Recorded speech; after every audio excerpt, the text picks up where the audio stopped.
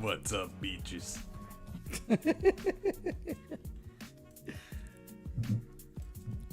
How y'all doing?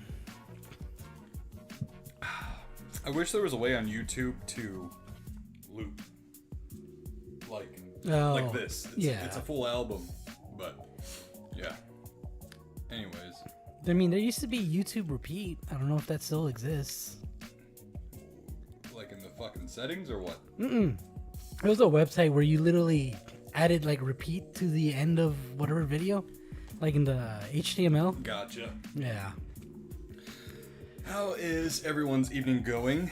First and foremost, thank you for joining us. Hell yeah. Also, how's the audio sound? Music level's fine. Too high, too low. Matt says, here and not abducted by aliens. Although being abducted by aliens would be kind of fun. You heard it here, folks. All right. Enough of the bullshit. I'm fucking done with this show. No, I'm kidding. All right. You ready? Yeah. Snap, crack, pop, motherfucker. What's going on, nerd geeks and gamers alike? It's your boy, Nerdy Nick, back with best friend Josh. Yo. For another episode of the NSquared podcast. But before we get a little bit too ahead of ourselves, gotta thank our lovely sponsors over at HubDaddyStore.com and Dubby Energy. Head on over to HubDaddyStore.com, use code MUSTACHE10 to get yourself 10% off your order of coffee, mugs, candles in mugs, and more. Over at HubDaddyStore.com, use code MUSTACHE10. And Dubby Energy. Head on over to dubby.gg and use code NSquared10 to get yourself 10% off your order of energy drink supplements, whether that be in powder form or in the can ready to drink. The choice is yours.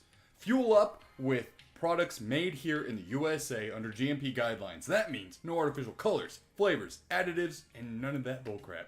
150 milligrams of caffeine straight into your system to help you conquer whatever you're doing. Once again, that's w.gg using code NSquared10 at checkout. And last but not least, our show producers over at patreon.com.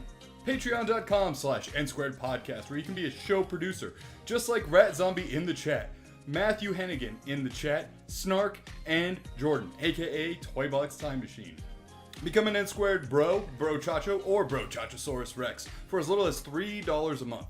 You get an awesome 2x2 sticker, Patreon perks, and more.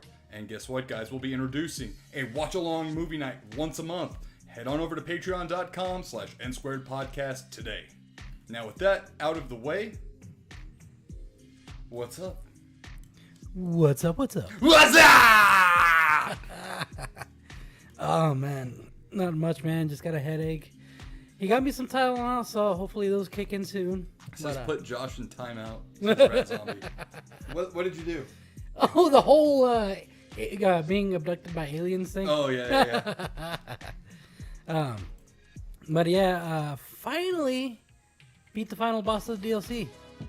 So that frees me up. Elden Ring. There you go. Details matter. Yeah, I forgot. There might be some new viewers. Or just people who didn't catch the last episode. Very true. Which seems like a lot of people didn't. Yeah. Hey! Glad you're all here. Yeah, it was fucking brutal. It took me all weekend. I'd imagine so, wouldn't you? So, Yeah. But, I mean, a masochist such as yourself, you probably enjoyed the game. So that finally frees me up to play Xenoverse 2. Okay. You know, put my full attention into that. Yeah. And then Destiny is kind of reaching that a lull and stuff. So Well, yeah, I mean, fucking good old Bungie were a little late on reporting that news. Ooh, but, yeah. They laid off, was it 20% of their workforce? 17 roughly. It was 220 220. 220 or 250, one of the two employees. So yeah. Yeah, So. good old Bungie. Mm-hmm. Yeah.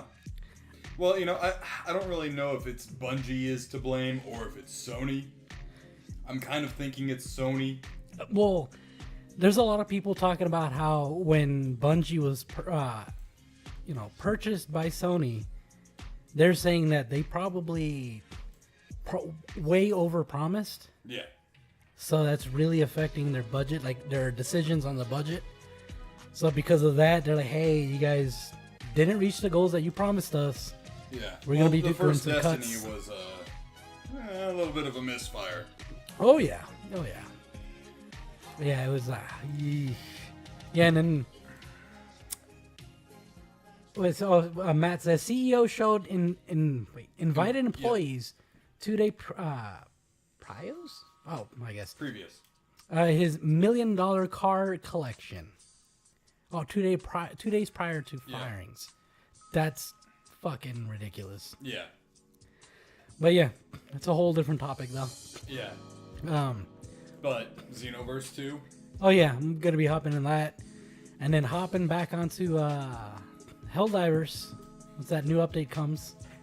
Which we'll talk about Oh yeah. in the show.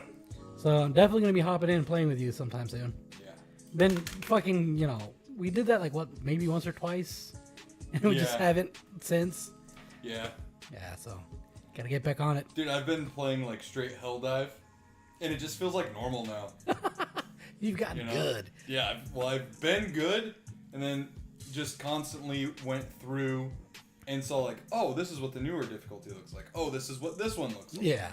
And then now, dude, anytime I see a Bile Titan, it's just a 500 bomb. Instantly, yeah. It's like no ifs, and or buts. And I trap them. Oh. Yeah. So I've learned their like walking pattern. Mm. So you get them to chase you a little bit, and then you stop, call in your thing, throw it right under them as they're right about to do the barf animation, and then fucking run, and then boom, they're dead. Oh yeah, that's a good way to do it. Yeah. I normally try It's to just all time it. timing. Yeah, because I normally try to time it while I'm running away, and I'm usually decent at hitting them with it. Mm-hmm. But I feel like that's probably a more concise way of doing it. Like Yeah. you get it more often. Yeah. The only thing is you put yourself at risk of getting swarmed or barfed on. Yeah. You know. Hey, Oh! Stutter and Stick, what's up, Squares? How you been, Yo. man? Glad to see you, even if you're just stopping by like your usual. Yeah. Glad to see you in the chat. So yeah, I've been playing Helldivers 2 a lot. I know. A lot. I've kind of gotten good with like holding the baby while he's asleep and, playing, getting the controller and stuff. The only problem is he's growing. And he's growing pretty quickly. So he normally will lay on my left arm across this way. Yeah. And I would put my hand here and the other hand under his legs like this. Before, it wasn't like that before.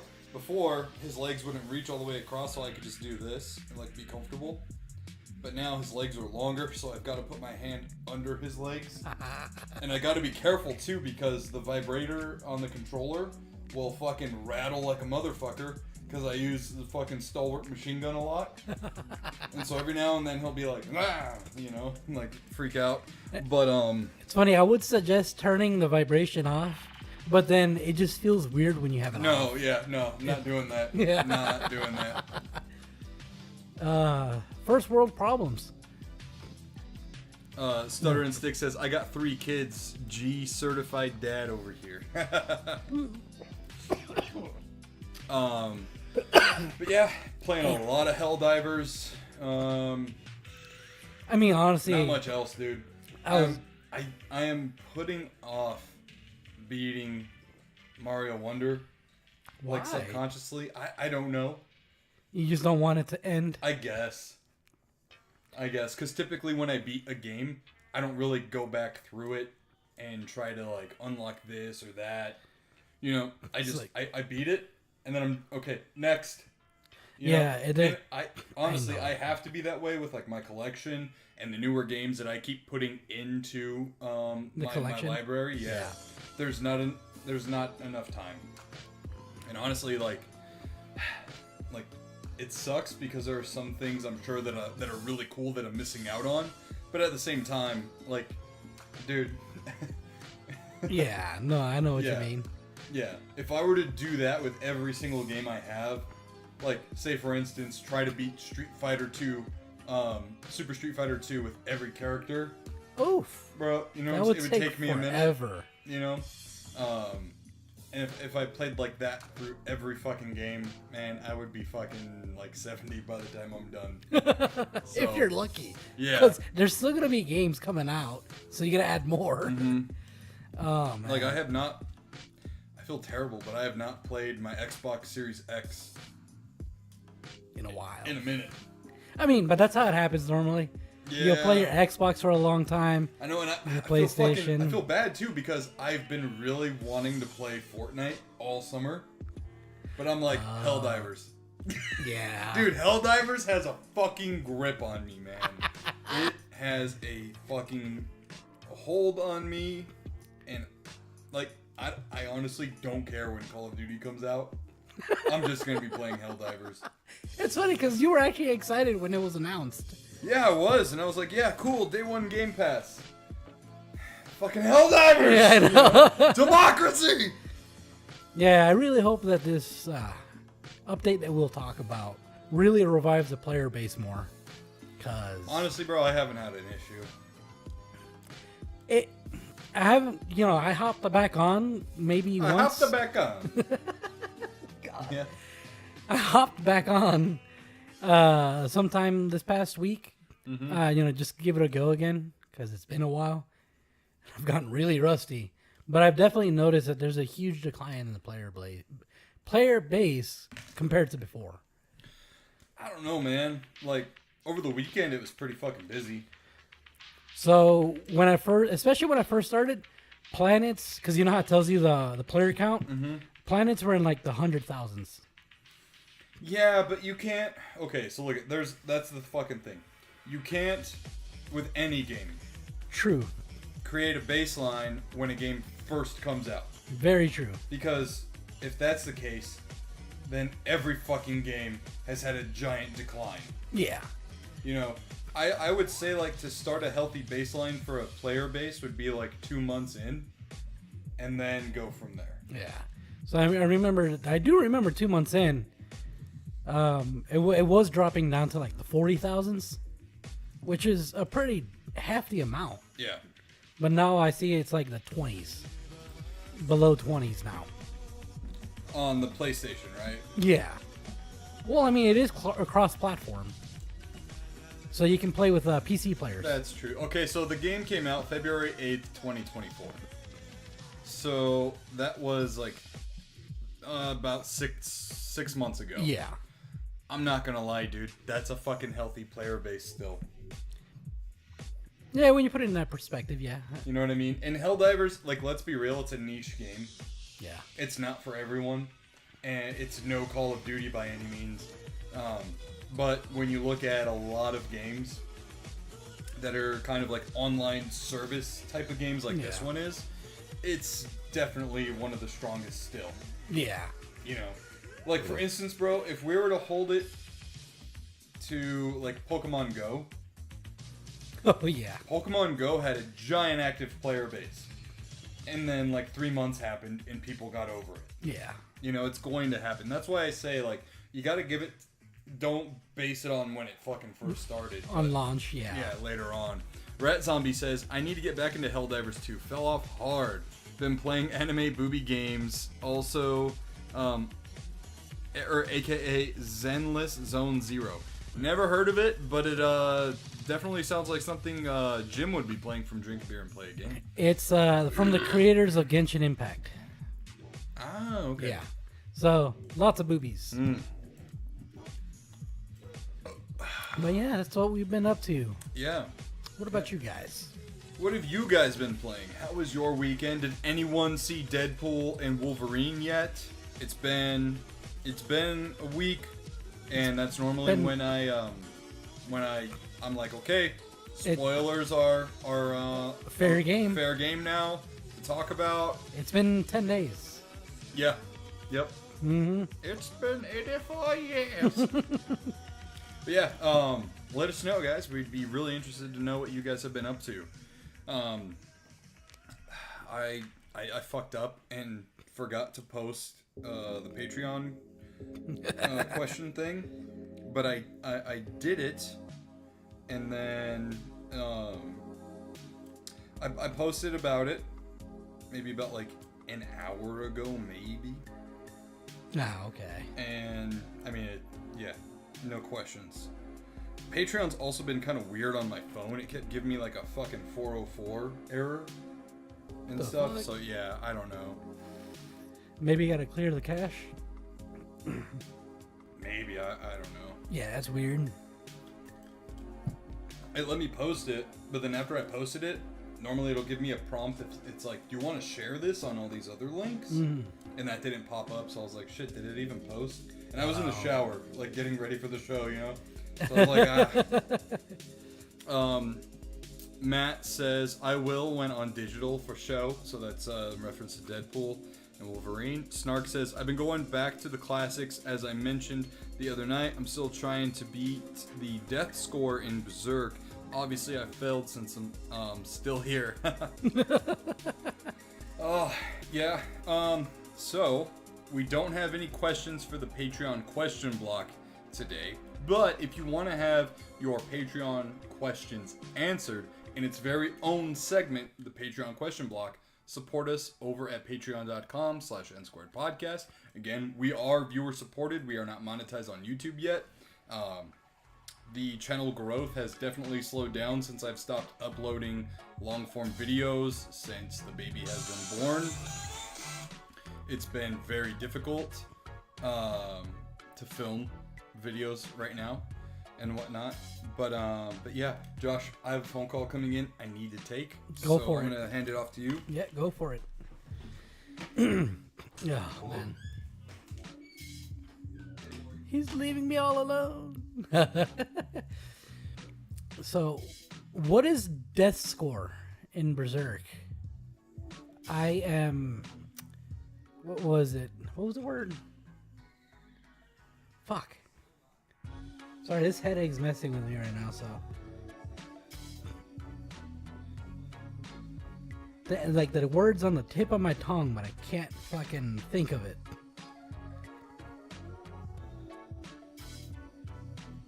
Okay, oh yeah, I'm ignorant of what that is.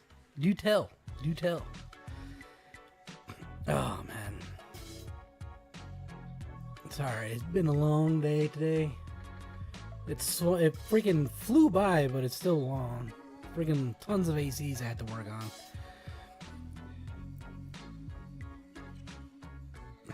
Matthew says, Berserk, isn't that an anime? I know about that, but I don't know what death score is. Sup, Jordan? How you doing?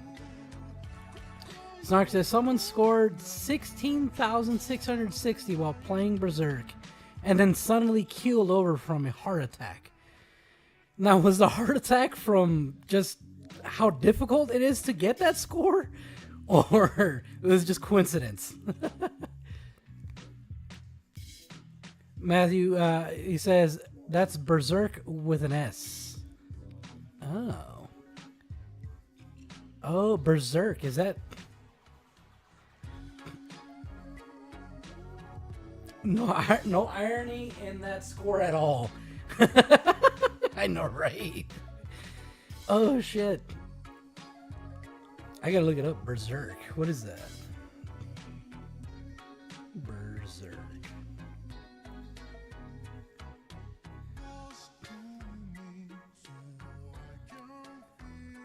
Oh, that's an old video game.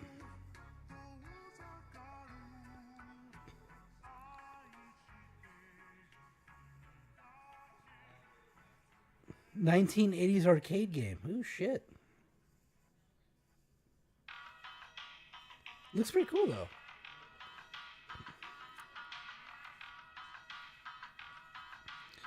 Sorry, I'm looking up a YouTube video on Berserk. Sorry, client called about AC stuff. Ah. Yeah. What happened? So it's at an assisted living house that I have a contract with, and one of their nurses, I don't know who it was, but they had set the AC to 73, and it's a giant house. There's 10 rooms.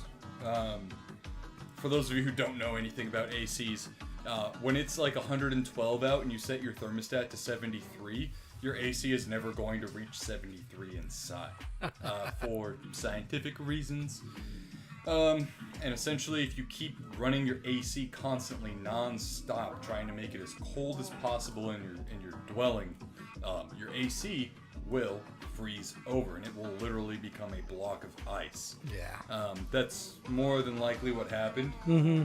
I'd explained that to the nurses, and there's new nurses at the house, so I let them know, and I was like, no, it's not going to reach this. I explained it to them, set the thermostat to 76, and it was at 79 at the house, and it won't get below 79, so it more than likely is frozen over. Yeah, and that was the owner of the company that called me right now and asked me just the details and stuff.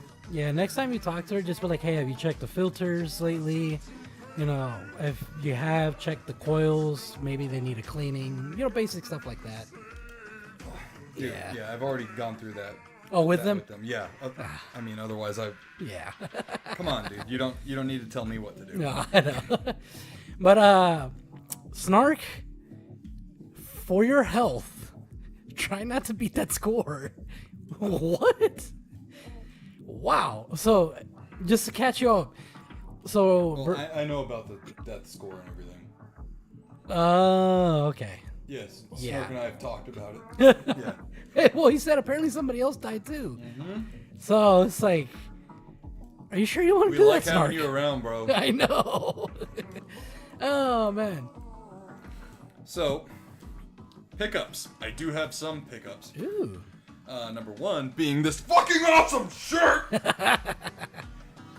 was the last one at my local GameStop, and the website said they didn't have this in stock anymore. But it was the last one, and it was my size.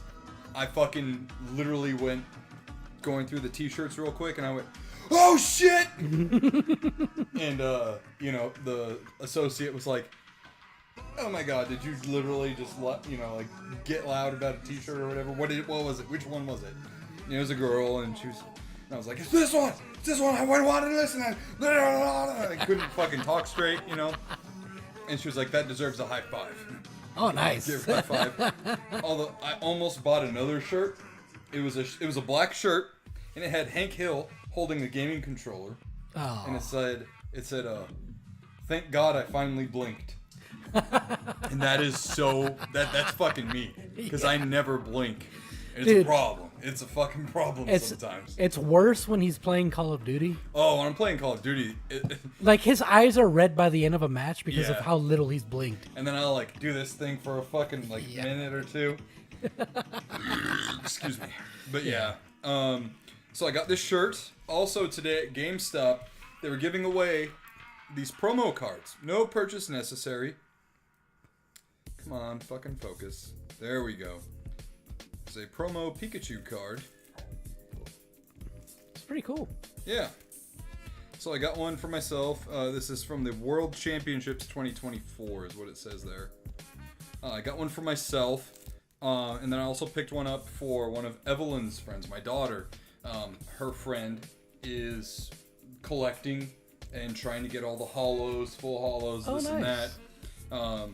So I got one for her as well. And I'll give it off to her tomorrow, because tomorrow is drop supplies off at the school and meet the teacher day. And then Wednesday is the first day of school. But I had no idea that there was a new set of cards out, a new run of Pokemon, and it is called Shrouded Fable. So I bought this blister pack that has 3 boosters plus a promo card there. I'm not flipping you off, I'm just pointing. And we're going to open them right now. Red Bash Gaming in the chat says, I also didn't blink during COD, LOL, locked in. Yep, exactly. That's the only, and you know what? I got to remind myself sometimes too. Like, I'll be playing, and Josh will be here, and we'll swap the controller and stuff, and I'll be like, fuck, I didn't blink. Or fuck, I'm not blinking. And then I'll make myself blink for a minute. Yep. I don't know. Red Bash Gaming, dude. Thanks for joining the show. Thanks for tuning in. Hell yeah. Thank you for your comments in the other video that was posted a while ago. Not forever. forever ago, but a while ago. So here's the promo card. If anyone wants to scan it or take a screenshot real quick. There you go. All right, so it came with this this included card. The fuck is that? It's called Peckernaut. No. Peckerunt. I don't know. That's a fucking weird name. Let me see the name. Hold on. There you go. Are you sure it's Pecker? Or is it Pecherant? Because Pecker just like... I don't know. You want to see my Pecker? So Rat Zombie says, my kid went back August 1st. I missed summer break already. School pickup sucks. I definitely agree. And also, dude, so like I stay up with our baby until about like 1 in the morning, and then I'll fall asleep around like 2, you know, because I'm not one of those kind of people that just is able to fall asleep as soon as I lay down. So by the time, you know, my wife gets up and we do the whole trade-off for the baby, because like our baby will sleep throughout the entire night, but he will only sleep unless he's being held. He's slowly breaking off of that habit, but it's still a thing. So it kind of sucks. But I will hold on to him, you know, for the whole night, and then we'll trade off. I'll go to bed around 2, wake up around 7. What sucks is my daughter's school starts at 7:30, so that means I have to wake up at 6. So we're gonna have to make some adjustments to that whole sleeping arrangement. But anyways, do not envy you. Yeah, I do not. Let's go ahead and open up the first pack. I'm gonna do the blessing. Nice. Nothing beats when Evelyn was on stream opening cards, and I was like, "Do the blessing," and then she just goes like, "Bam, bam, bam." I was like, "No, not like that." Oh man, Matt's like, "No, Josh." All right, we got a good rip. We got a good open. Watch him get another pecker. All right, so here is another digital pack. There you guys go. We're gonna run through these kind of quickly here because sometimes ripping packs on the stream kind of takes up a bit much of the time. So first up, we got Janine's Secret Art. This is a reverse hollow trainer. Ooh. Next up, we got Sylveon. It's so crazy to me that these used to be rares and now they're just diamonds. We got another trainer card called Night Stretcher. That's what your mom calls me. God. And then next up we've got a Yveltal. Some fucking crazy bird looking Pokemon. That would be cool as shit as a hollow. Come on, focus. Your focus needs more focus. There we go, yeah, for real. Furfrou? Some fucking the fuck? Dog type Pokemon? It's literally just a dog. Yeah, it literally is like a fucking poodle. Rowlet. Stuffle.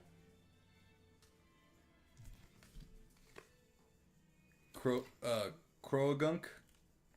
Such a weird name. It is. I always think it's Krogunk, but it's Croagunk. Oh. Yeah, I always thought it was Krogunk. Okay, here we go. Basic energy. Let's see what we got. Channel that basic bitch energy. Come on. Let's see what we got. Okay, wow, that's actually pretty fucking cool looking. What the hell is that? Cresselia?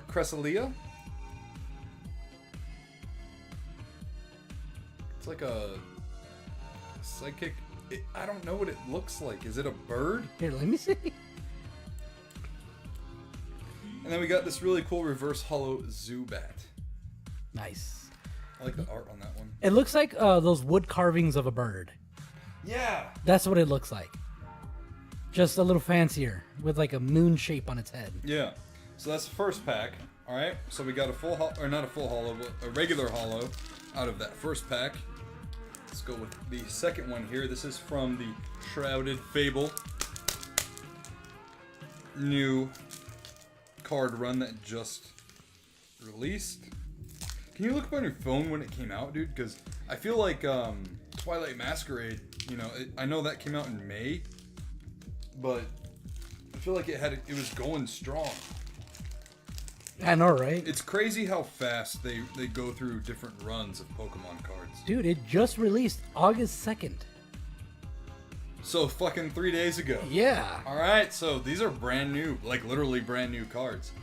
So here is the other digital pack. There you go. 1, 2. Last time we did 3, but it's actually 2. Oh! Ooh, what is this? what the fuck? Okay, it's reverse hollow. Unfortunately, but it's fucking cool looking. Yeah. Is that a dragon type? Yeah, it is. Kyrurem? What the fuck? Right? Curem? Maybe? Curem? I think know. it's Curem because it's It is a fucking Kyurem. cool ass looking Pokemon though. Right? And then we got a Discull. Reverse hollow. The fuck? Iron Moth Future? I don't know what the it's a fucking diamond, but it's a fucking cool looking card. Right? We got a Colressus Tenacity. This guy looks like a fucking weeb. How the fuck do you pronounce that? Decidui. Decidui. I don't fucking know. You guys try to fucking pronounce that. I don't know. Dude, I'm getting a lot of Pokemon I've never fucking heard of. Yeah, there must be new releases. And then there's Persian. And then there's Persian. Dartrix. Yeah, that one. The evolution of Rowlet. Ah. Eevee. It's like Eevee's got to be in every pack now. Or every set. Houndoom. Such a cool fucking Pokemon. Well, I know. Alright, got a basic energy. Alright. Come on, give me something good. Come on. Come on. Ooh, what's this? Zoroark?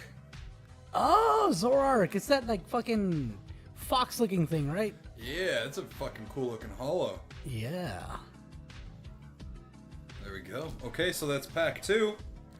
So Not bad. here's the deal. I always get hesitant on buying these like blister packs because I kind of feel, and this just might be my own conspiracy, but I kind of feel like they put the lesser packs in them. Dude, I feel the same way. You know what I mean? Yeah. It's the same way with Yu-Gi-Oh! Yeah. Pokemon and Yu-Gi-Oh! I feel like they do that on purpose. Yeah. Unfortunately, they didn't have any just booster packs.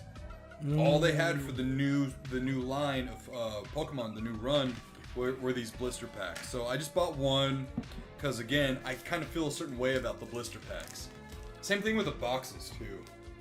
Like the box full of like it'll be a blister pack, but like the Oh, Gyarados yeah. one that I got, like yeah. that came with that, like the promo things. All right, Oh. so here's the last one. That wasn't good. You erasing that blessing? There we go. I've never seen that. Erase the blessing. Erase the blessing. Okay. It's a good rip. Good clean rip. There's the digital pack.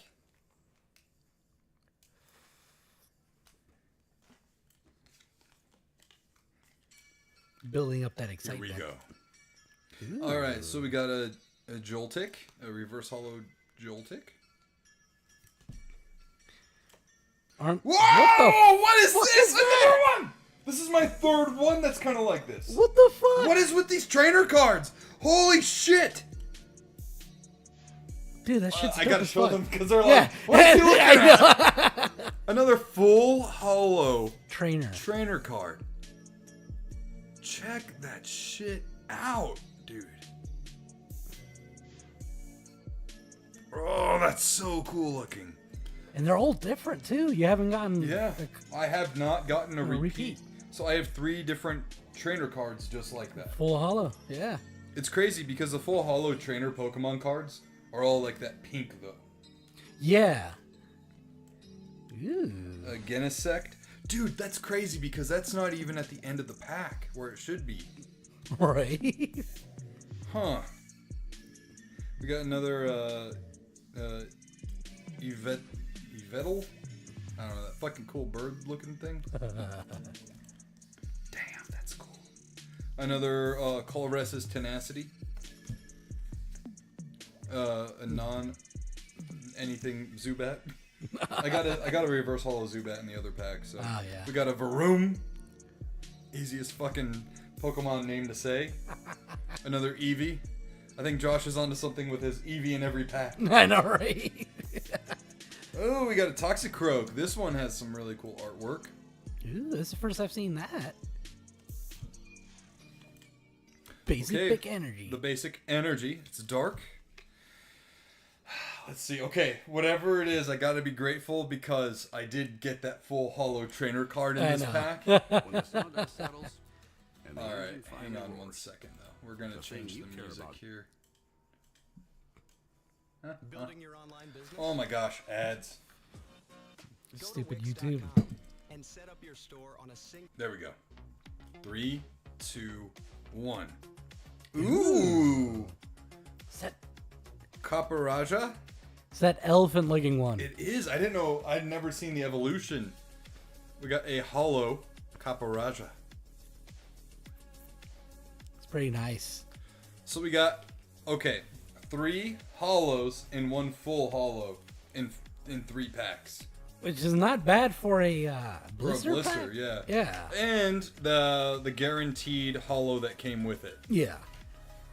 So technically 4, 1, 2, 3, 4, 5 holos.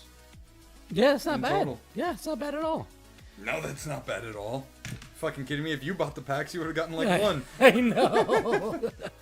Matt says that holo design somewhat recently started. Don't know the official name. the official name or the style. Yeah, yeah. I've noticed that it's a very recent thing. They look cool as shit though. Heck yeah.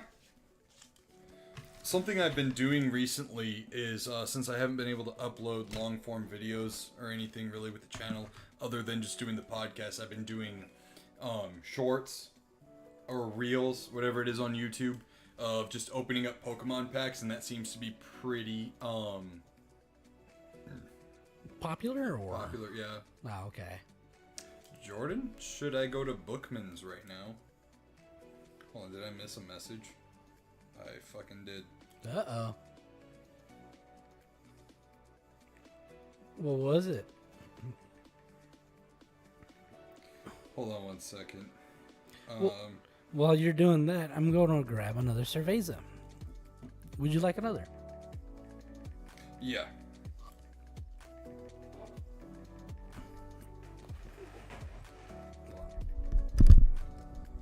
Okay. Yeah, so I would call that a pretty successful haul on a blister pack. Although there were no full holos other than that trainer card, I'm still satisfied. Oh, yeah. Ugh. Aluminum Boy VA. Hey guys, what's up? Well, what's up to you? Welcome to the show. Just got done opening 3 Pokemon booster packs. Oh, sorry I didn't see your message, Jordan. I just messaged you back. Oh. Oop. Little sizzly. Yeah, a little sizzly, fizzly. All right, are you guys enjoying the music? I'm trying my best to not get us, copyright striked again and banned globally. Although last time I think that was because of the website where we're using the video. Yeah, I don't remember. All right, so let's go ahead and hit our first main topic of the night. All right, so. Sorry. I just checked the DM real quick. Okay. Aluminum Boy VA says, heck yeah, hopefully power poles. Yeah, I mean, nothing bad. Oh, yeah. You got a full hollow trainer, which is freaking crazy. Heck yeah. All right. Alrighty. So, let's go ahead and do the little display capture gimmick.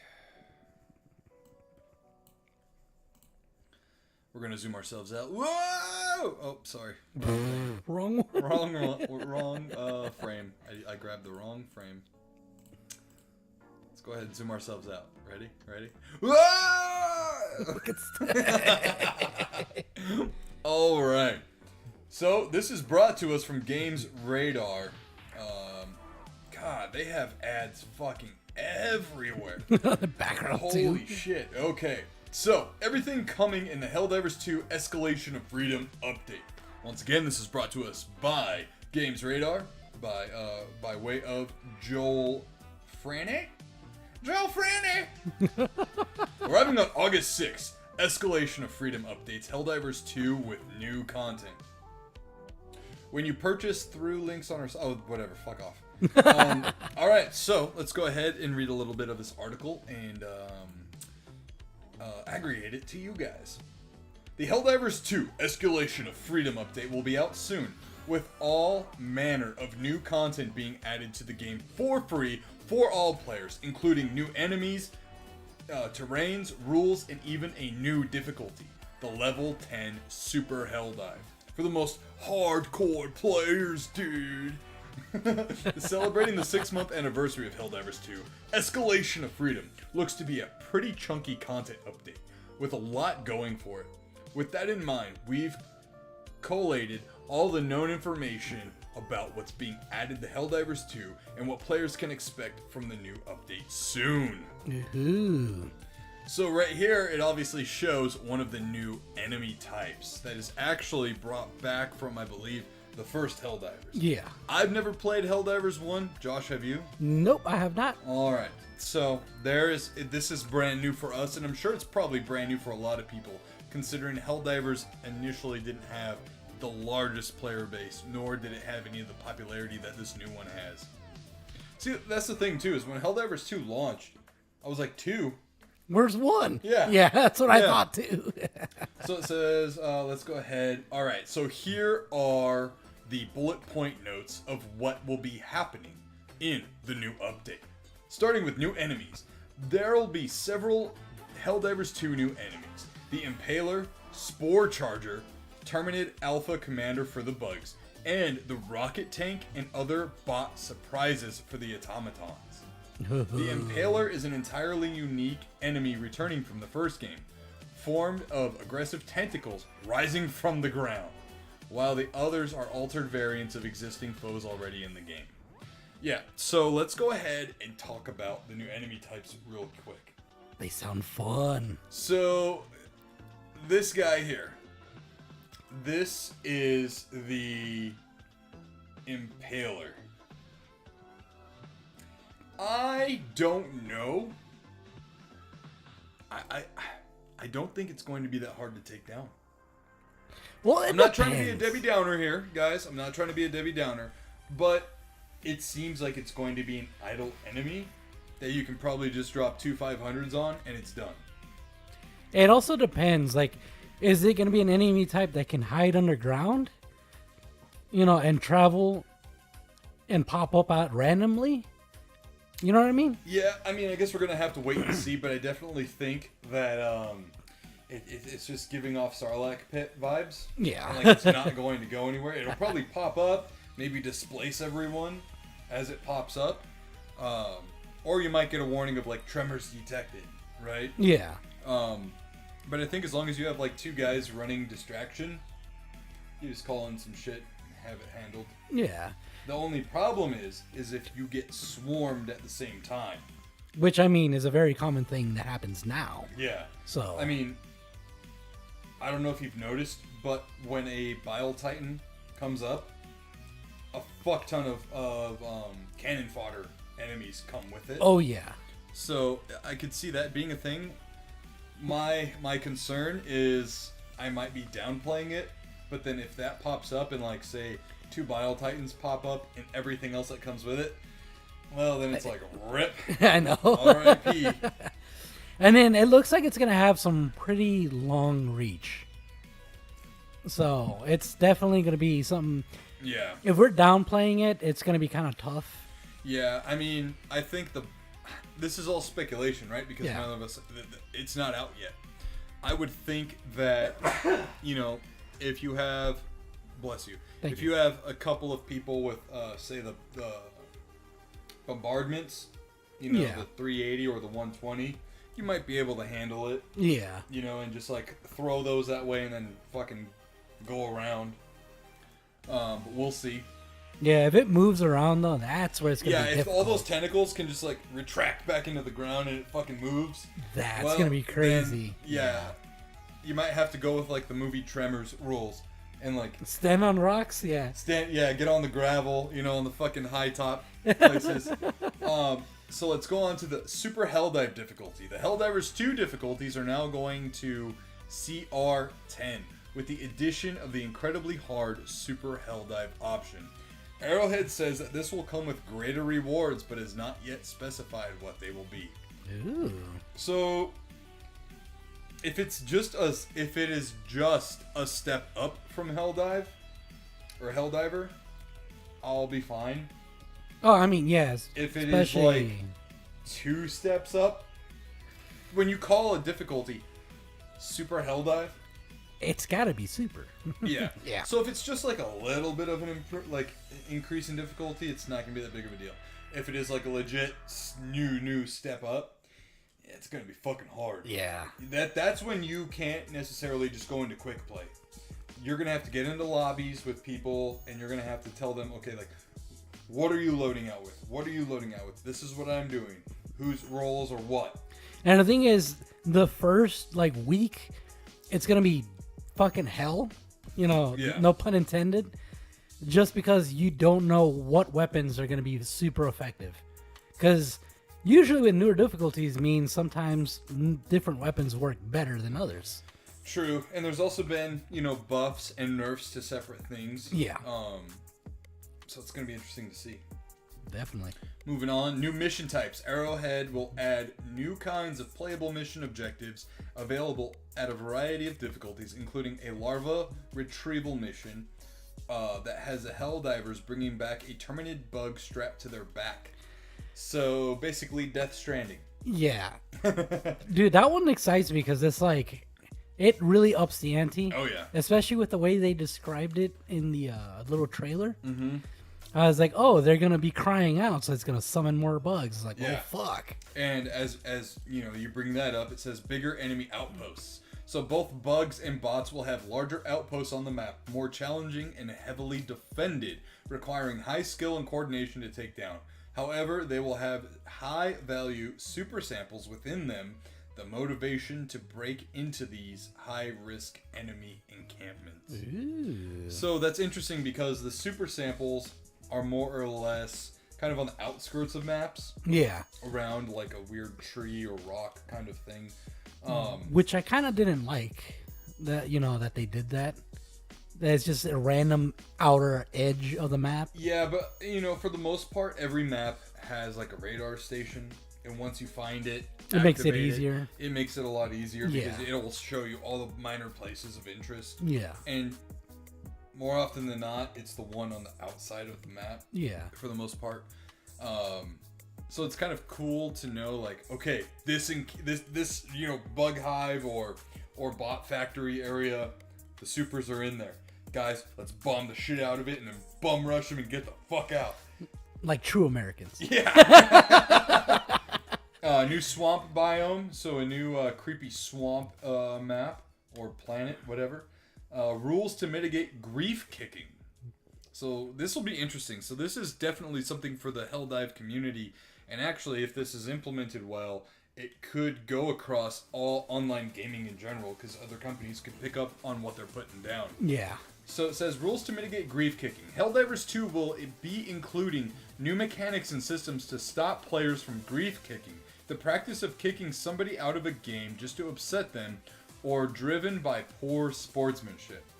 To help alleviate the issue, Arrowhead will now have kicked players spawn into a new session as a host with all of the team's loot from the previous session. Wait, hold on. Let me read that again. To alleviate the issue, Arrowhead will now have kicked players spawn into a new session as the host with all of the team's loot from their previous session, so nobody loses loot. Wow. Holy shit! That's a bold strategy, Cotton. I See if it know. plays off. Oh my god.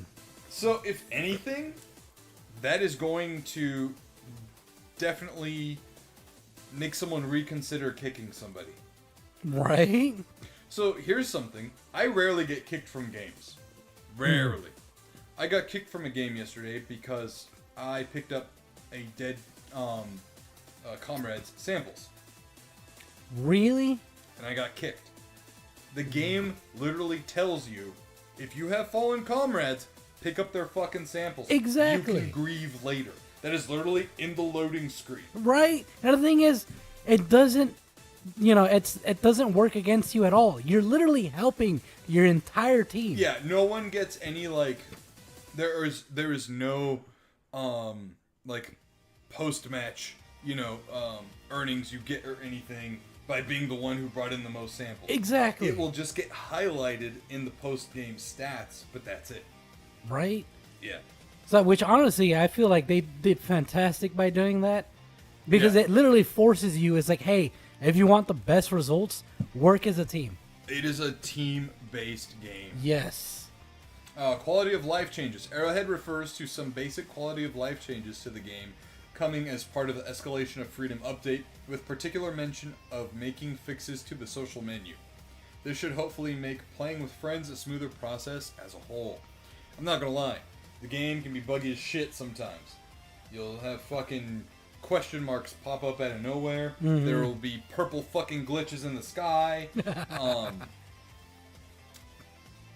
There will also be, in the friend request area.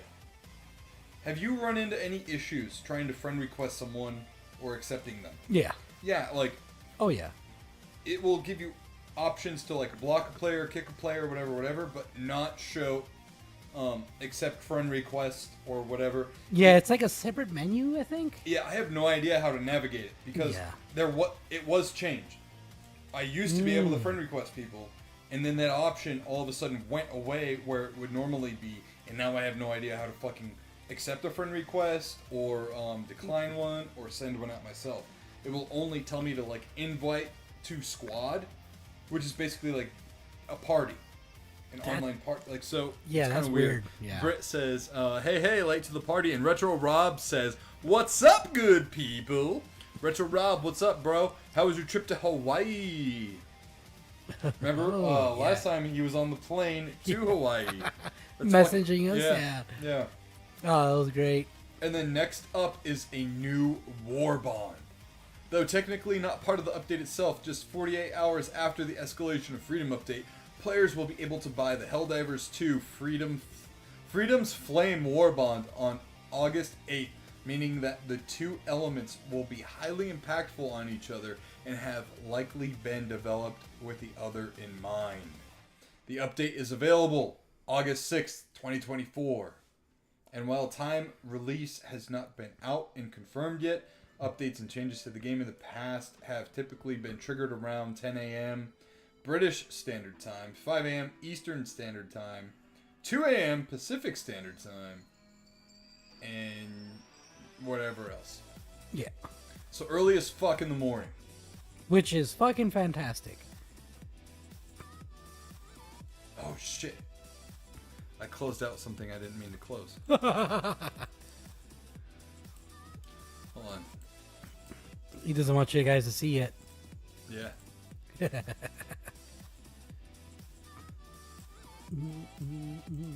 No! Damn it. Oh my gosh. There. So, any Helldivers players in the chat, let me know, or let us know what you guys think about the new update, and if you're looking forward to it. I know I am. Dude, I'm super looking forward to it, man. Dude, and I'm thinking of this next paycheck probably dropping like $20 for like 2 of the War bonds? war bonds. Yeah. So here's the deal too, and like I told you, one of the it's like the actual only DLC that you can buy for the game. It was on sale. It was initially $20, now on sale for $16, and it comes with a new war bond, which is essentially a whole new. For those of you who are uninitiated with the game, a war bond is kind of like a quasi season pass. Yeah. You unlock things as you go once you buy the war bond. So it came with a new war bond, a new little mini game, a new set of armor, new weapons, etc., etc. You got a lot of content for your dollar Yeah. with that. So I jumped on it right away. I'm not one to normally like buy DLC and stuff unless I really, really want it. I saw it immediately on sale and I had no hesitation and bought it $16. You've been enjoying it, huh? Yeah. but now also, dude, I found so many super credits in the game. I'm almost at 2,000. Holy fuck! Yeah, so I'm already set for the new war bond and another one. Fuck. Yeah. Dude, yeah, no, you could buy the new one, get another older one that has some really good weapons on it. Yeah. Or I've been armor I've been sets. looking through them, deciding which one to get, and I've been waiting to buy anything within the game until the update comes out. Because I had a feeling there would be a new war bond coming out. And I only knew about the update. I did not know anything about a new war bond coming out as well. Which- So it looks like I made a good choice. Yeah, no, definitely. Yeah. It makes sense, though, that there would be a new war bond with the update. Yeah. That's pretty fucking dope. Did you have a good time, Rob? It looked from your Instagram like you had a great time in Hawaii. All right, guys. So now moving on to some other news. Look it. Let's just be real. We're all gamers, right? We're all, nerds, geeks, and gamers alike, right? We all occasionally rely on fast food, right? Let's be real. Might not be the best for us, but god dang it, does it deliver.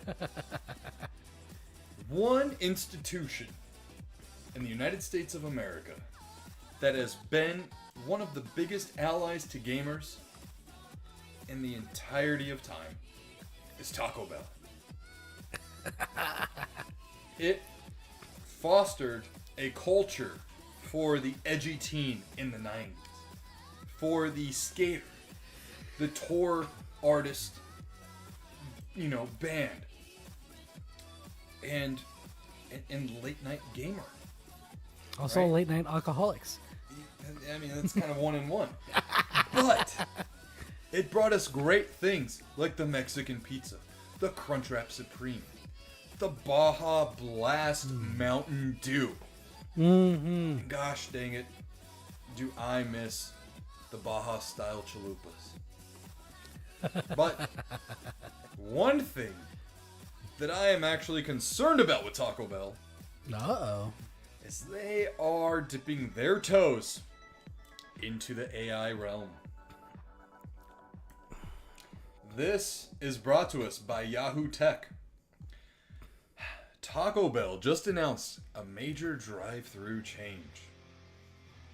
This is expected to roll out by the end of the year. So all of you Taco Bell lovers, sit down, buckle up, let's just get through this. If you visited a drive-thru recently and noticed things are a little different, you're not alone. Restaurants have begun testing forms of artificial intelligence in food service in an attempt to simplify the ordering process for workers and create a smoother experience for guests. While you might expect tasks such as a phone call routing to become automated, some restaurants are taking it a step or two further. Last year, Domino's teamed up with Microsoft and announced plans to use AI technology to assist managers with administrative tasks. And they're not the only restaurant jumping on the trend. Chipotle has been testing multiple AI kitchen assistants that can prepare ingredients and even assemble orders. And while we might still be a few years away from technology hitting the mainstream markets, one thing on everyone's mind right now is AI-powered ordering. So, it says here, Taco Bell expands AI-powered ordering to hundreds of locations. Taco Bell is expanding its voice AI technology to hundreds of drive-thrus nationwide. This means that... Pause. Yes? Go ahead, real quick. My daughter got a haircut today. She wants to show it off. No. Go around so they can see. Just remember what I told you about interrupting the show. I'm not doing. Yeah, it's interruptions. Oh. Okay. Got new hair. Got new hair, don't care. Alright, close the door. Love you, thank you. What's that new hair? Who dis? Yeah. Alright, so anyways. Where did I leave off? Somewhere in that top paragraph. Yeah. This means that when you first arrive at the digital menu board to order, you may be greeted by an AI voice rather than a human worker. Using the voice AI's intuitive technology, you will be able to place an order as normal, including any adjustments and substitutions. The goal of using this technology is to enhance the experiences of both the workers and the customers. According to a recent press release, the benefits of voice AI technology include improved order accuracy, shorter wait times, and consistently friendly customer service. Yum Brands, which owns Taco Bell, KFC, and Pizza Hut, is known to have an AI-first strategy when it comes to food service. The company has been making strides for years and now feels confident that its voice technology is ready to hit stores, or more stores, as part of its customer experience ecosystem. With over 2 years of fine-tuning and testing the drive-thru voice AI technology, we're confident in its effectiveness in optimizing operations and enhancing customer satisfaction, said Lawrence Kim, Chief Innovation Officer of Yum Brands, in the press release. The rollout is expected to occur through the end of 2024, and the company has its sights set on global expansion in upcoming years. Currently, voice AI is being tested at select KFC locations in Australia, which the brand says is being well received. Only time will tell if the brand sees success or if their AI technology encounters the same issues as McDonald's. Alright, so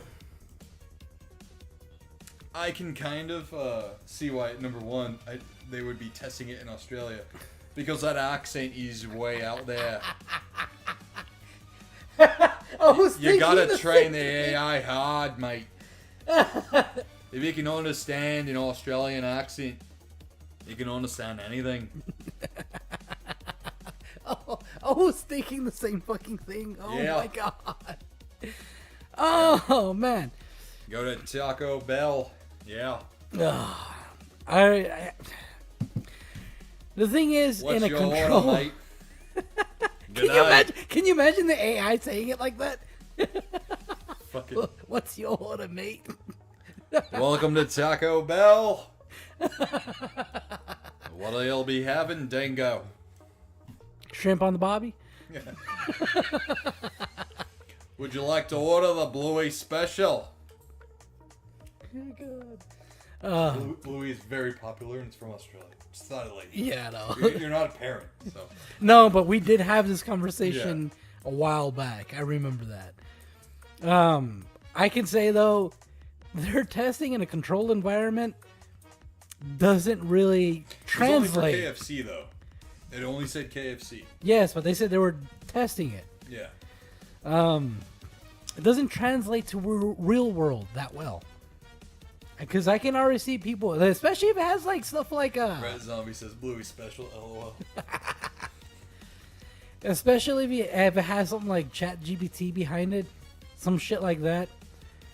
I can already see people trying to make loopholes with it to fuck with the fucking workers. Yeah. It's gonna happen. Oh, big time. Yeah. What does it say, Retro Rob? Retro Rob says it was amazing. This is in reference to his trip to Hawaii. Yeah. Back to reality, which, well, let's face it, is vacation also. He's retired. Yeah, but retired military. So once again, thank you for your service, bro. Yeah. So look at Josh and I frequent Taco Bell. Yeah. We do. After the streams cut out, we're like, bro, it's kind of late. You know, dinner didn't get made or whatever. Let's go to Taco Bell. Yeah, especially since the baby's here. It's been difficult to, even prepare dinner. Yeah, typically, like Brittany would be making dinner on the nights that we podcast and stuff. But now that the baby's here, and it's a little more difficult. So typically, we would hit up Taco Bell. And we love Taco Bell. Like, it's not just like, hey, it's quick and cheap. If I wanted quick and cheap and didn't care about the quality of food, I'd probably just go to McDonald's. I don't necessarily like McDonald's, to be honest with you. I always feel like garbage after I eat it. Yeah, same here. But Taco Bell is actually considered... Did you hear that? How the sound transferred from one ear to the other? That was a really cool sound mix for the audio right there. Yeah. Taco Bell was actually... it wasn't voted, but it was tested to be the most healthy of the major brands of fast food. I mean, it's not saying much, but still, Yeah, still. but I mean, at the end of the day, as someone who's health conscious like myself, who pays attention heavily to what goes into me, other than the beers for the boys, yeah. I never feel guilty after eating Taco Bell. Not really. But I am concerned with how AI is getting into everything. Let's be honest. We've had warnings, a la Terminator. Hello. Or if anyone has seen Alien Covenant, the ending to that movie. Maybe AI ain't it, Chief. Maybe AI ain't it. Here's the deal, okay? I am a little concerned with AI, because it did mention Chipotle, right? Yeah. AI in Chipotle, preparing meals and stuff. I could see how they do it. They probably just have some shit, they'll probably preload the fucking tortillas or something. It just dumps everything in at predetermined measurements. But the thing is, we're talking about a bunch of youngsters. What? We're talking about a bunch of youngsters working at these places. Well, hold on. I didn't even get to finish my point here. Yeah. My point with that is all the food at Chipotle, for example, all the food is whether you're ordering it in person, you order it over the phone, or AI is preparing it. Is it here? Oh, okay. All right. 1 second. Let me finish this point. It's all gotten from the same line. Oh yeah. So does that how is that going to work? You know what I'm saying? Because you have humans there, literally face to face, taking the order from the customer and asking them what they want from their food. Yeah. The same line cooks or line server. I don't know what they're called. Is assembling an online order at the same time. So how are they? Is it just gonna be a fucking robot claw? Fucking with the fucking spoon going zzz, and then rotating and dumping the food, and then it nudges the order along. I don't know. You go ahead. I need to get the pizza from the front. The front door. Yeah. Yeah. No, I feel like it's not really the best, especially right now where it's still new. There's gonna be a lot of fucking issues with it. I seen this video where it was a smoothie place. They had an automated system, and it was freaking the fuck out. It was literally spilling so much of the product that they had. It filled it up to the very brim and then overflowed. I don't know how much. And then when it was supposed to gently put it down, it just pops it and everything just falls over. So I mean, granted, I know in the future it's going to be a little bit more well maintained. It's going to be a little bit more precise and all that. But I also have feelings like, how are they going to do it when, like, for example, somebody has a food allergy? You know, because when I used to work at Subway, there was a lot of people that had food allergies. So what we would do is we would have, you know, our gloves on, and we would just keep using the same ones over and over until there was no customers, and then we'll swap them out.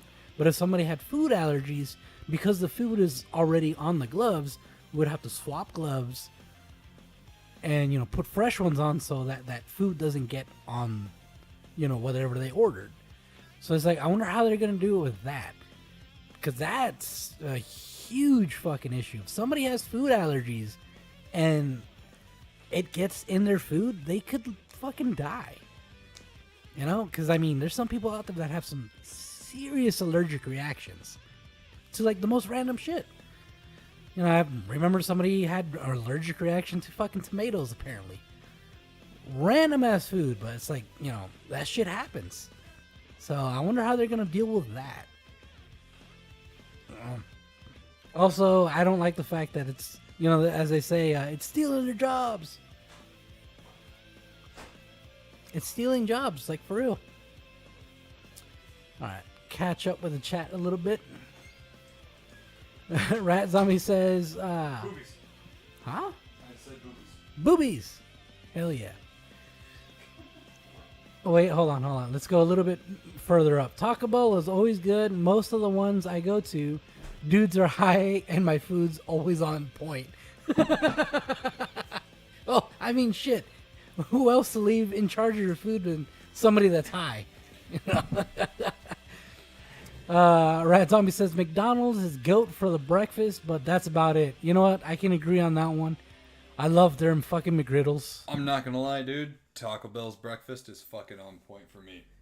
I mean, yeah. Again, dude, anytime I eat anything from McDonald's, I feel like shit after. The only ones I don't feel like shit are like the fucking McGriddles. That hurts my teeth because of how sweet it is. Really? I used to love the McGriddles, but it's the little pockets of syrup that are without or throughout the thing. The pancake? Yeah, dude, it's just like, it's way too much sugar for me.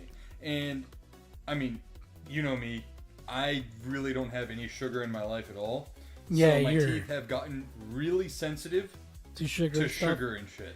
Makes sense. Yeah, because you're more of a savory type of person when it comes to food. Yeah. I prefer sweet, but I still like savory. So, Like, yeah. if I have icing on my cake, I'm like, just a little I bit. just like swallow it whole. I don't even fucking chew it. But oh, I'm sorry. You were going through still. Yeah, no, I was just trying to catch up with the chat. I gave my, you know, somewhat point of view on the whole automated system for that. Like, I was bringing up the point, it's like, what about people with food allergies? How are they going to deal with that? Well, it did say that the AI will be able to substitute things for them. Well, I mean, let's say it's like using that claw or whatever, or a little scooper. You know, when I used to work at Subway, if somebody had a food allergy, we had gloves on, right? Yeah. You just swap the gloves out and you're good. Yeah. So no cross-contamination. Yeah. Yeah, exactly. That'll be interesting. That'll be an interesting thing. Yeah, I wonder how they solve that. And then I just wanted to catch up with the chat. Yeah, so they're just talking about McMuffins, Skynet, etc., etc. AI can't replace high employees who will make you what they eat.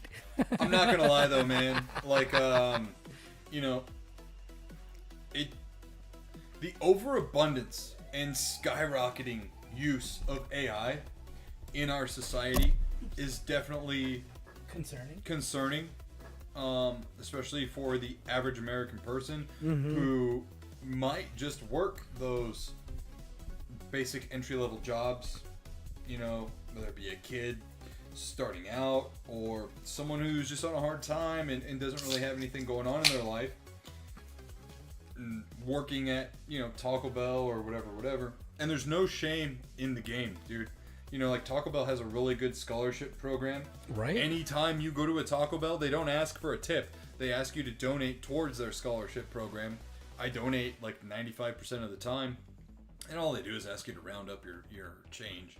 Which is honestly fucking genius. Yeah, big time. Yeah. Time. But again, do you really want to see people Replaced? like replaced? No, man. I don't even like self-checkout most of the time. You know, like, sure, it might be faster or this or that, but like, or some people are just like, oh, I just don't feel like talking to a cashier or whatever. Well, just don't be a dick for, 3 minutes. Right, and then sometimes you'll have great conversations with cashiers. Yeah, like, yeah, exactly. And at the end of the day, that could be, someone who is working that job to literally Make ends meet. Support their family, whatever. And then you get to see them be replaced by software and robotics. I don't know, man. That's just that seems like the total opposite of the American dream to me. Yeah. And like, look, we can sit here and argue all day about how the American dream is dead, the economy is horrible, etc., etc. Well, AI replacing people in the economy is not going to make it any better. It's going to make it worse. Mm-hmm. Yeah, because you need the workforce to stimulate the economy. Mm-hmm. This has been talked about several fucking times. Yeah. And I understand, like, our birth rates in the United States are below replacement levels, which is pretty fucking terrifying. Well, I mean, with the way everything is going, everybody's like, well, do I want to have a kid? Can I afford a kid? And that's the reason being. That's part of it. Another part of it is the fucking hookup culture that the United States has adopted. Yeah. It's kind of like the 60s all over again. Yeah. You know what I mean? With the free love and this and that. Both of those are a major part of it. And the hookup culture, like, this is not a dating podcast or anything like that, but we're just on the topic of it. Like, hookup culture is dog shit for Right. our society. Mm-hmm. Dog shit Yep. for our society. Anyways, Rat Zombie says AI robots aren't going to go out and use their paychecks to buy shit. Exactly. Yeah. Exactly. Next thing you know, you're going to need a fucking IT degree or some shit to work at Taco Bell. It's like, what the fuck? Yeah. Could you imagine? You need a programming degree. It's like, what the fuck? It's like, what's that going to do for, like, high school students that need a job to, pay for shit during the summer? Or just learning fucking social skills. Yeah. You know what I mean? Yeah, that's Learning how a to very create- good point. Learning how to create friends outside of a school setting. Retro Rob says, alright fellas, off to watch some shows with my lady. Good night, everyone. Stay amazing. Love you, bro. You stay Have a amazing. good night, bro. So, anyways, let's bring things into a more positive light. This is brought to us by The Hollywood Reporter. The box office for Deadpool and Wolverine zooms to 97 million, record-making second weekend. Hits 824 million globally. Wow. Elsewhere's Twisters approaches 200 million as M. Night Shyamalan's Trap opens in third place with 15.6 million, and Harold and the Purple Crayon washes out at 6 million. That's sad because that looked like a cute movie for families. I wanted to see Twisters, but I knew if I was going to go to the movies, obviously having a newborn, that option is not going to arise every week. Yeah. I was like, okay, well, I wanted to see Twisters. Trap looks really good too, but Deadpool and Wolverine all day. Deadpool and Wolverine all day. So, Deadpool and Wolverine continued to make box office history and obliterate more records in its sophomore outing, zooming to a better than expected $97 million domestically. The 8th biggest second weekend of all time and the 5th biggest for an MCU title. For a 10-day North American total of $395.6 million. It fell off a scant 53%. A notable feat. Wow. Overseas was just as marvelous. The Marvel Studios and Disney tentpole earned another $110.5 million for a foreign tally of 428.5 million Shit. and 824.1 million. Get ready for Deadpool and Wolverine to get its membership card to the $1 billion box office club within a matter of days. That's wild. It achieved several key milestones, marking another major feather in the mask for star and franchise mastermind Ryan Reynolds. The Deadpool dude, the Hollywood Reporter. I'm not gonna lie to you guys. I am literally reading this smoothly and everything, but I am making in real time corrections to make this sound good because it is riddled with typos. Yeah. It achieved several key milestones, marking another major feather in the cap for star and franchise mastermind Ryan Reynolds. The Deadpool threequel supplanted Mel Gibson's The Passion of the Christ, 371.1 million, as the top grossing rated R movie of all time domestically, not adjusted for inflation. It has also passed up the entire lifetime runs of the first two Deadpool films, both domestically and globally, just after 2 weekends in theaters. Whew. Deadpool's domestic earnings were 363.1 million for a global total of 782.6 million worldwide. The second film's haul domestically was 318.5 million for a worldwide total of 734.5 million. Wow. Yeah, that's crazy. And it shot up the list of top grossing rated R films worldwide to number 3. The Joker movie with Joaquin Phoenix is number 1 at 1.064 billion. So it will take another week or so for Deadpool and Wolverine to overtake that film. Bets are on the film to ultimately land in the $1.2 billion range. I could see that happening. Holy shit. Holy shit. That is a lot of fucking money. Mm-hmm. And can you imagine the actors that were paid a percentage based on earnings? Yeah. Yeah, that's pretty good. Although I think I would take that royalty check any day. True. Matt says $100 bazillion. Trap looks pretty cool. It does look pretty cool. You gotta do that. And then Jordan, aka Toybox Time Machine, says, I still haven't seen it, and I've seen a lot of spoilers at this point. Oh well. Yeah, like, unfortunately, there are a lot of memes out now. Every fucking, YouTube channel is breaking down, the ending explained to this and that. Every cameo in the movie. Yeah. So on and so forth, it kind of sucks.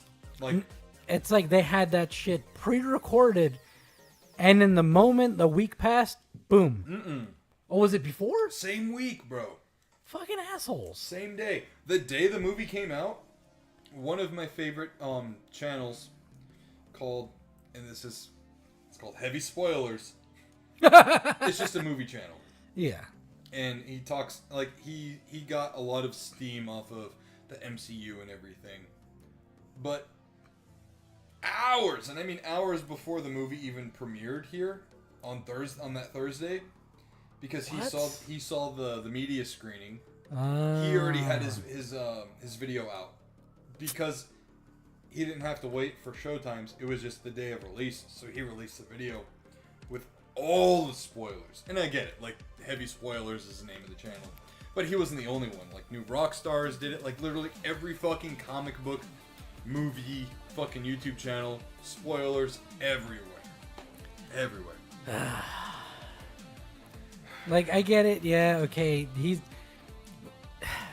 It's all about the spoilers for his channel, but still, man. It's really not, though.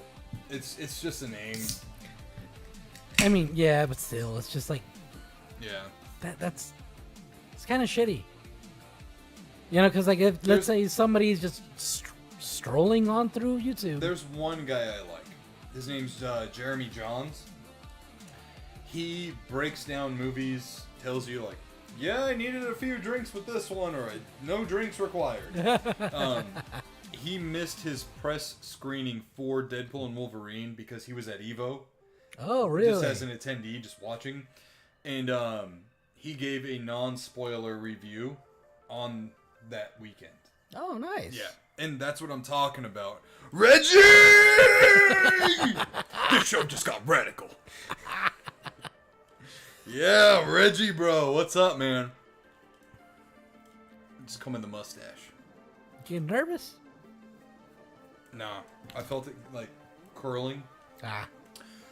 So yeah, like, because Jordan hasn't watched the movie, I still feel like an obligation to not talk about spoilers and stuff.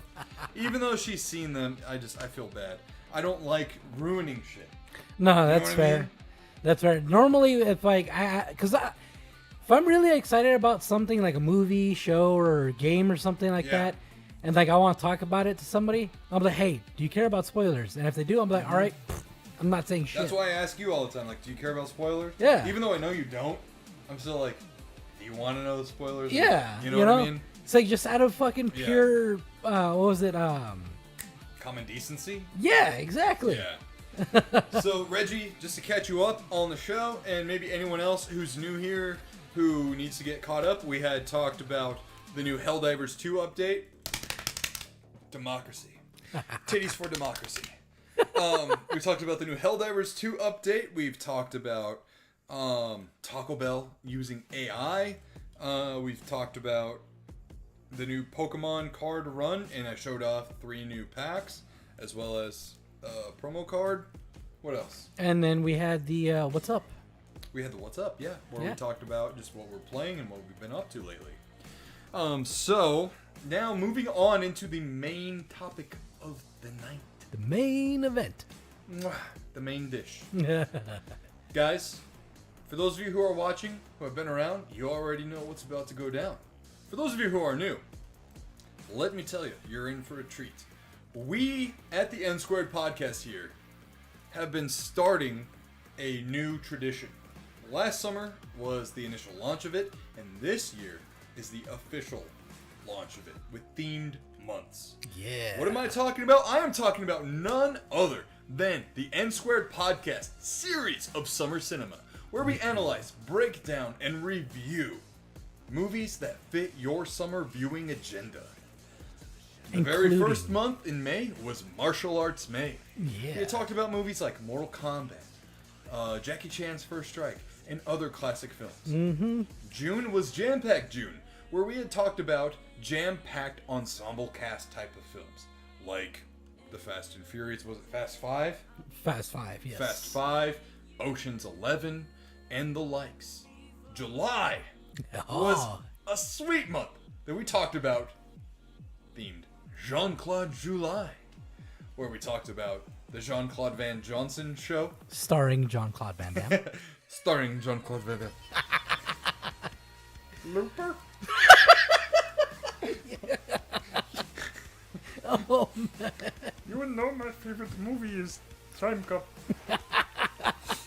Where we talked about Amazon Prime's Jean-Claude Van Johnson show, Street Fighter the movie, Great movie. Bloodsport, and other classics. Actually, I think that was it. I think we only got 3 movies that month. I think so. Yeah. Yeah.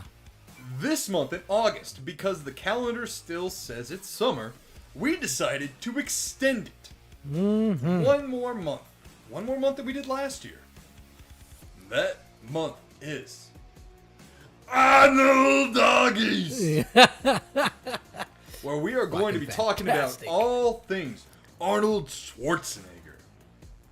And this month, gosh, guys, it is a pleasure to open it with the absolute classic film. And we are starting off strong and very hard with Predator. Hell yeah. Guys, no spoiler warning needed, as this film came out in 1987. You've had like 30 years. Yeah. No, you've had a little more than 30 years. Yeah. Let's get into it. All right. So, if you're new here, I like to do this game with Josh where I make him guess what the scores are for the film from different websites like Rotten Tomatoes, Metacritic, IMDb, and more. Josh, I am pulling up Rotten Tomatoes. I'm not looking. Remember, this is out of a percentage of 100. Yeah. We're going to start with the critic score. This is based on 60 certified critic reviews. Ooh, this one's a tough one. Cause like I personally love the fucking movie, so I'm biased. What do you think a critic in 1987? So knowing Rotten Tomato, they're fucking douchebags a lot of the time with these movies, so I'm gonna go with like a 63. The answer may surprise you. Ooh. Comes in at a certified fresh 80, motherfucker. Fuck yeah. Fuck yeah. Hell yeah. Yeah. Now, I'm not too disappointed with you now. the audience score. This is based off over 250,000 user reviews. I'm gonna go with a 92. Oh, sorry, the price is not right, bitch. Damn. The audience score is a filled popcorn bucket of 87. I wasn't too far off. You I weren't. was not too far off. But guess what? If you ain't first, you're last. All right, let's head on over to Metacritic. Lately, guys, I don't know what the fuck is going on with Metacritic, but whoever uses this website might be a lunatic. The Metacritic scores have been all over the place for films. They do not resemble anything like Rotten Tomatoes or even IMDb. It is just all over the place. Now, with that in mind, Josh, the Metacritic score is out of 100. There are no critic reviews here. It is. Oh, I'm sorry. This is the critic reviews. All right. Yeah. I'm gonna go with a. So 60. this is over. It only has 17 critic reviews. Really? Oh, What? yep. All right, I'm gonna go with a 60. 47. What the fuck? Exactly. What Yep. the fuck are they thinking? It has 9 positive reviews, 4 mixed, and 4 negative. What the fuck? All right, now let's head on up. Did you see it already? No. Okay. What do you think the user review score is? This is out of 125 user reviews. I'm gonna go with 75. I'm sorry, it's out of 10. Oh, okay. 7 out of 10. 8.7. Those users know what they're talking about. Yep. All right, last but not least, IMDb. This is just out of 10. And this is out of 461,000 reviews. What? All right. Yeah! So that one's got to be higher. That one's got to be like a 95. Definitely got to be a 95. Is that your final answer? Final answer. I forgot to tell you it's out of 10. Oh, so 9.5. Sorry, 7.8. You Damn lose. it. That's still too low. That's still too low. Yep. So, the synopsis for this film, guys, is Dutch, a soldier of fortune, is hired by the U.S. government to secretly rescue a group of politicians trapped in Guatemala. But when Dutch and his team, which includes weapons expert Blaine and CIA agent George, land in Central America, something is wrong. After finding a string of dead bodies, the crew discovers they are being hunted by a brutal creature with superhuman strength and the ability to disappear in its surroundings. This came out in my birth month of June 12th, 1987. It was directed by John McTiernan, distributed by 20th Century Studios, and its budget was around $15 to $18 million. Wow. It's pretty good for, that kind of budget. Oh, it's very yeah. let's see. So we knew its budget, but I want to know how much it made. It's gross. Yeah, let me see. Let's see who can do it faster. I'm just clicking on the wiki here. Oh, I found it. Damn it. All right, so it had a 15 to 18 million dollar budget, and it brought in 98.3 million dollars into the box office. Oh, wow. So it definitely made its money back and then some. Mm-hmm. So Almost quadruple its fucking, price tag. yeah. So I'm pretty sure everyone watching the stream here has seen this movie. If you haven't, give me a fucking hand wave emoji in the chat, and then I'll just tell you to get a life. No, I'm just kidding. I'm just kidding. But the movie Predator is a literal certified fucking classic. Oh, yeah. Whether you're an action fan, a sci-fi fan, or even horror fan. Yeah. This movie covers all of that. So Josh, I'm going to hand it off to you. What are your thoughts on the movie Predator? Oh, man. After rewatching it, I realized how much better it was than I remember it being. Because as a youngster, a little kid, watching it, I just remember the action of the movie, the explosions and all that. The scene where they're all just fucking shooting into the fucking trees. I was gonna mention, I love the fact, dude. I love the fact that when what's his name? Damn, I just rewatched it. I already forgot his fucking name. The guy that was started shooting. Yeah. When he starts shooting, the other guys, they don't even fucking ask questions. They just show up and just start shooting in the same direction. Those are good friends. Oh yeah. Yep. Those are the kind of friends you want in your life. Shoot first, ask questions later.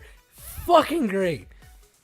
But after rewatching it, I realized how good of the horror aspect there was in it too. Mm-hmm. Like the strung up bodies, just fucking skinned and all that shit. You're like, what the fuck is going on? Getting that fucking beef jerky treatment. Right? Oh god, that was fucking brutal. So let me ask you something real quick. How old were you when you first saw the movie? Dude, I'd had to be less than 10. I had to be younger than 10. I can tell you that. It's been a long time. I first rented the movie when I was about 10 years old. Really? Oh shit. Yeah. And I rented it, obviously, on VHS. Yo, we got decent power plant in the house! Yo, yo. Carlos Pasuna! The Lord of Thunder himself. Yeah, so I remember going to a Fred Meyer, which is a Kroger store in Spokane, Washington, where I lived at the time, and rented the movie. And it was a cool rental case because it was from a grocery store. They had a little rental section. The cardstock case for the movie was in a plastic sleeve. Ooh. So you got, when it wasn't like a Blockbuster case. Yeah. You got to literally take home the movie in its box. So on the way home in the dark, as the street lights were we were passing them. Yeah. I was just trying to get a look at the back of the box. Dude, and shit. That brings back so many fucking memories doing that kind of shit. I absolutely did not know what I was in for. Right. My neighborhood friend Cameron at the time, who was a year older than me, had already seen the movie and had the Aliens vs. Predator game on his PC. Oh, wow. It's a first-person shooter where you could play as Predator, various amounts of Predators, aliens, or the Colonial Marines.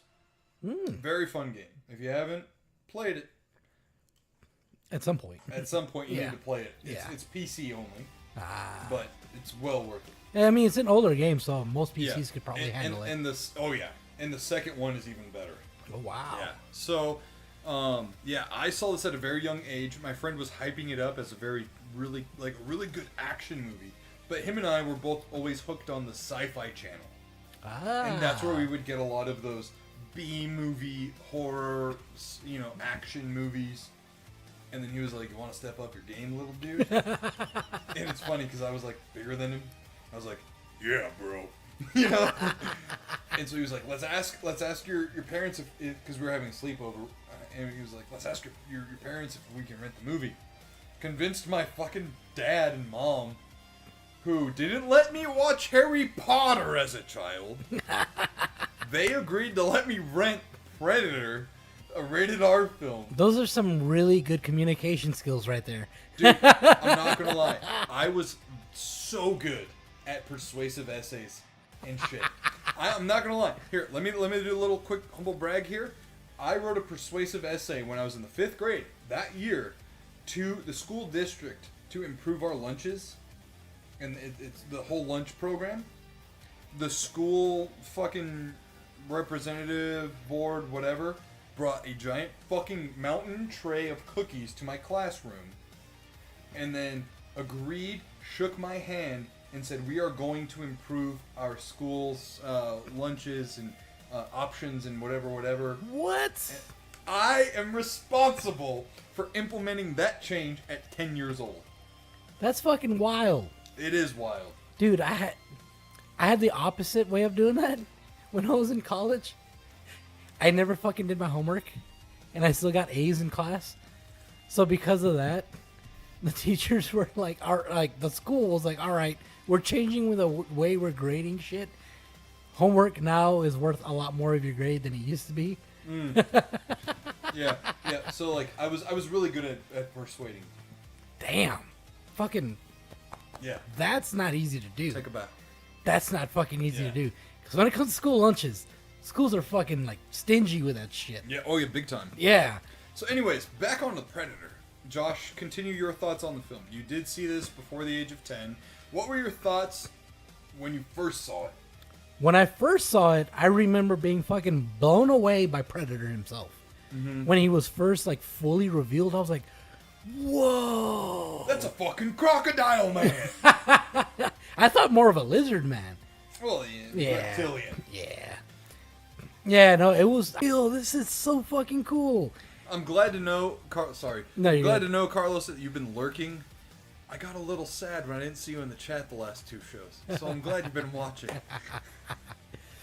But yeah, I remember thinking the action was fucking badass. Yeah. But now that I'm older, I focus more on the horror aspect of it. And I was like, fuck, man, they did a really good blend of everything. Oh, yeah. Of all the genres in it, they nailed it. They fucking did. Yeah. Like, granted, they don't have this, like, the fucking CGI that they have nowadays, so it didn't age super well, but it's still really fucking good.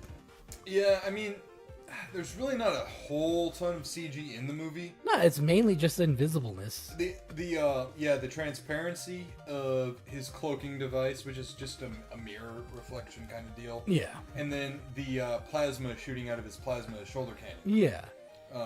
But the explosions were real. You know, Except practical effects. the explosion at the end of the movie. Yeah. You know? Yeah. What he says? Carlos says, ranch chores have been tied up. Miss you guys in the community. We missed you too, brother. Right? Toy Box Time Machine says, Predator is such a solid classic movie. Yeah, I really don't think the movie skips any beat, like, at No. all. So, and it's funny because at first, you know, you've got a squad of guys, you know, the baddest of the fucking baddest, you know, soldiers. You got Arnold's buff ass. You got Jesse the Body Ventura, you know, retired professional wrestler, you know, wielding a fucking minigun. First time I had ever seen a minigun. I was like, what is that? Yeah. Oh And when my he God. fires it, I was like, oh! Let me tell you, bro. When I saw the minigun, any video game that I played from that point, I was like, is there a minigun in the game? Is there a minigun in the game? Can you use the minigun? Right? You know, you've got the specialist who has the grenade launcher. You know, you've got Billy, the fucking whacked out, you know, Native American bro who is just like, there's something in the trees. Yeah. You know? He's like, I'm scared there's something out there. Yeah. Yeah. Yeah. You've got Mac, who is Mac, there we Yeah, go. yeah. He was the black guy that was always shaving. always shaving, that nervous tick. I would be Mac in the movie because I'm just like, I just be combing my mustache. Dude, and it was quick, but it was a heartfelt moment when also, hold on. There was Shane Black who also had all the dirty jokes in the film, and was the first to fucking die. Oh my god. Yeah. Dude, I could say this movie would not be able to be made today with those kind of fucking jokes in the movie. Yeah, it'd be like really hard. Oh my god. Yeah. Like, I don't even know. Dude, I don't know if we can say it. Yeah. They're I'll say dirty. this: the echo joke was hilarious. Oh, I know. You know? When Billy fucking laughs. Yeah. Oh man. But what? Okay, so let me say this, right? You had that comedic moment, and then Billy didn't laugh at first, and then he laughs, and then you see the Predator's POV, and he records the laugh, Dude, that was. and it changes the octaves of it. Yeah. As a kid, bro, you're like, chills. Oh my Dude, God. I know. I know. Yeah. That's what I mean about the horror aspect of it. And like when he uses it, like Mac's voice later on, echoing, he's like over here. Yeah. And like when you think about it, you're like, fuck, that'd be creepy as shit. Over here.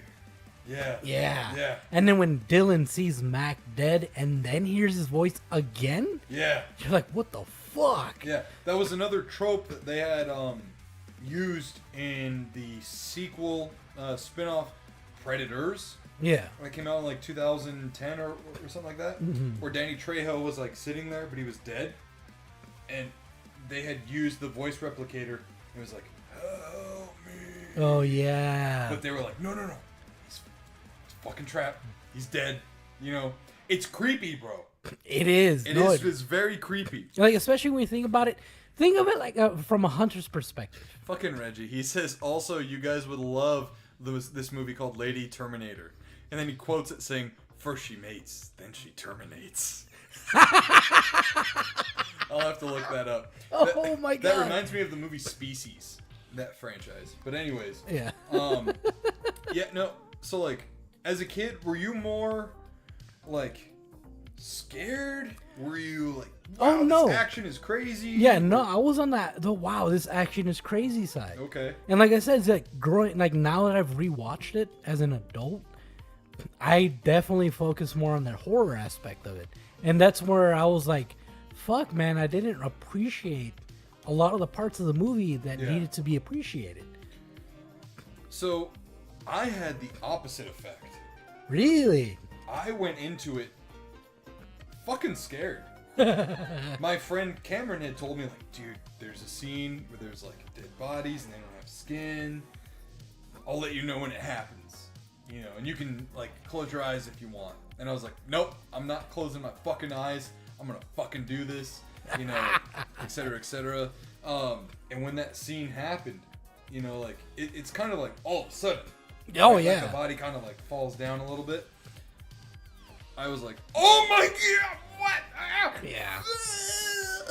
You know? Yeah. Like freaked out. I was scared but excited and happy but fucking terrified, you know. And then, you know, they invade the guerrilla camp, the guerrilla, you know, dudes. And you have a really good military versus terrorist, you know, fucking action sequence there. Yeah. And you see all of the dudes kick ass. All of them. Yeah. You know, and you're like, wow, these guys they know what the fuck they're doing. Dude, I remember, it's funny because they even show off Arnold's strength when he picks up the truck, like lifts it Yeah. off the little fucking belt machine that they had going and lets it right off after he puts the C4 in it. Mm-hmm. I was like, damn, this motherfucker's strong. Yeah. I love the one-liner, too, where he has his fucking giant fucking commando knife and then throws it at a guy. It sticks through the yeah. dude's chest, pins him to the wall, and he looks at him like this, and he's like, stick around. Yeah. You know? So dumb. So fucking dumb. I know. I will say, this movie, out of all of Arnold's films, has at least one-liners for him. Oh, yeah, no, definitely. You know what I mean? Yeah. Is kind of like out of character for him to be in a movie that doesn't have like all these fucking taglines and shit. Yeah. Which, honestly, I feel like actually helped the movie a lot more. Mm-hmm. Like, don't get me wrong, It I love legitimized it, I think. I love his one-liners, but at the same time, it made the movie flow so well. Because sometimes those one-liners kind of take you out of it. Okay, so let me say this. It was quality over quantity for one line. Yeah. Because of Stick Around and what other one? Oh, get to the chopper. Exactly. Yeah. Get to the chopper. Yeah. That is like Arnold. When you ask someone, what's Arnold's most famous one-liner? It's get to the chopper. But the thing is, because it wasn't like riddled with one-liners, it was an impactful one-liner. Yeah. It was a really good one, and it Get made to the sense. chopper! And it made really good sense in Yeah. the moment. Yeah. So again, like, I was scared at first because the movie is really good at setting up the tension. Oh yeah. Because at first they think they're just after the guerrilla warfare, terrorist group. Yeah, they thought they were a crazed They- fucking group of Yeah, people. they take out the enemy. Also, Jesse Ventura had a really good one-liner where it was him and the dude with the grenade launcher. I forgot his name. And Hawkins. yeah, Hawkins, right? Yeah, I don't know his real name, but I know in the Was it Hawkins? the first one that yeah. dies, right? No. No. The dude with the he was the one that Hawkins was the one that had the two submachine guns and the big glasses. Oh, I thought he had the No.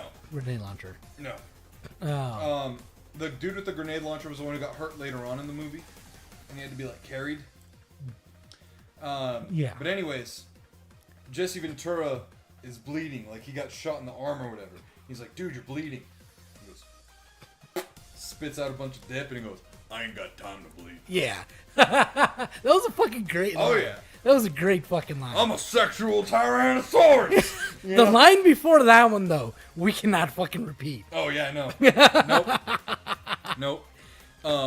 Also, we forgot to mention Carl Weathers, aka Apollo Creed, from the Rocky yeah. franchise, is in this movie too, and he was, That was Dylan, right? yeah, he was really believable as someone who kind of had another agenda to the movie. Yeah. You know, like you really believe, like you knew Arnold and him had the camaraderie from their past excursions, but you also knew There was just something going fucking on. Knew Yeah. he fucking knew. He played that fucking really yeah, well. he was really good. His death scene was almost a little tragic Oh yeah. because you see him like his arm get chopped off, right? And then he's still like fucking looking around and trying to shoot the predator as the predator is fucking running laps. Yeah, Poncho, thank you. Yeah, there you go. Yeah, as he's running laps, and you see both of his arms get fucking chopped off, and the arms fall, and the guns are still fucking shooting and shit. Well, he just had one arm chopped off, and it was still shooting. That's right, and then the predator got him in the torso. Yes. with the claws. With claws, yeah. Yeah, and you're just like, fuck. Yeah. It was. I had brutal seen all the Rocky. I had seen the Rocky movies before then, and I was like, oh shit, this dude's fucking badass. Blah blah blah blah. Yeah, Shane Black was Hawkins. That's right. So yeah, like that was pretty cool. And I really liked in the beginning how they set up like the friendship between Arnold and why Dylan? can't I say it? Why did I forget Dylan? his name? Dylan. Yeah, Dylan. Duke and Dylan. He was, they do the infamous, the Dylan, you son of a bitch. yeah. What Yeah. they got you pushing too many pencils? Yeah. Yeah. But then you see him just be like, you fucking knew, you set us up, blah, blah, blah, blah. It was all a setup. It was, whatever.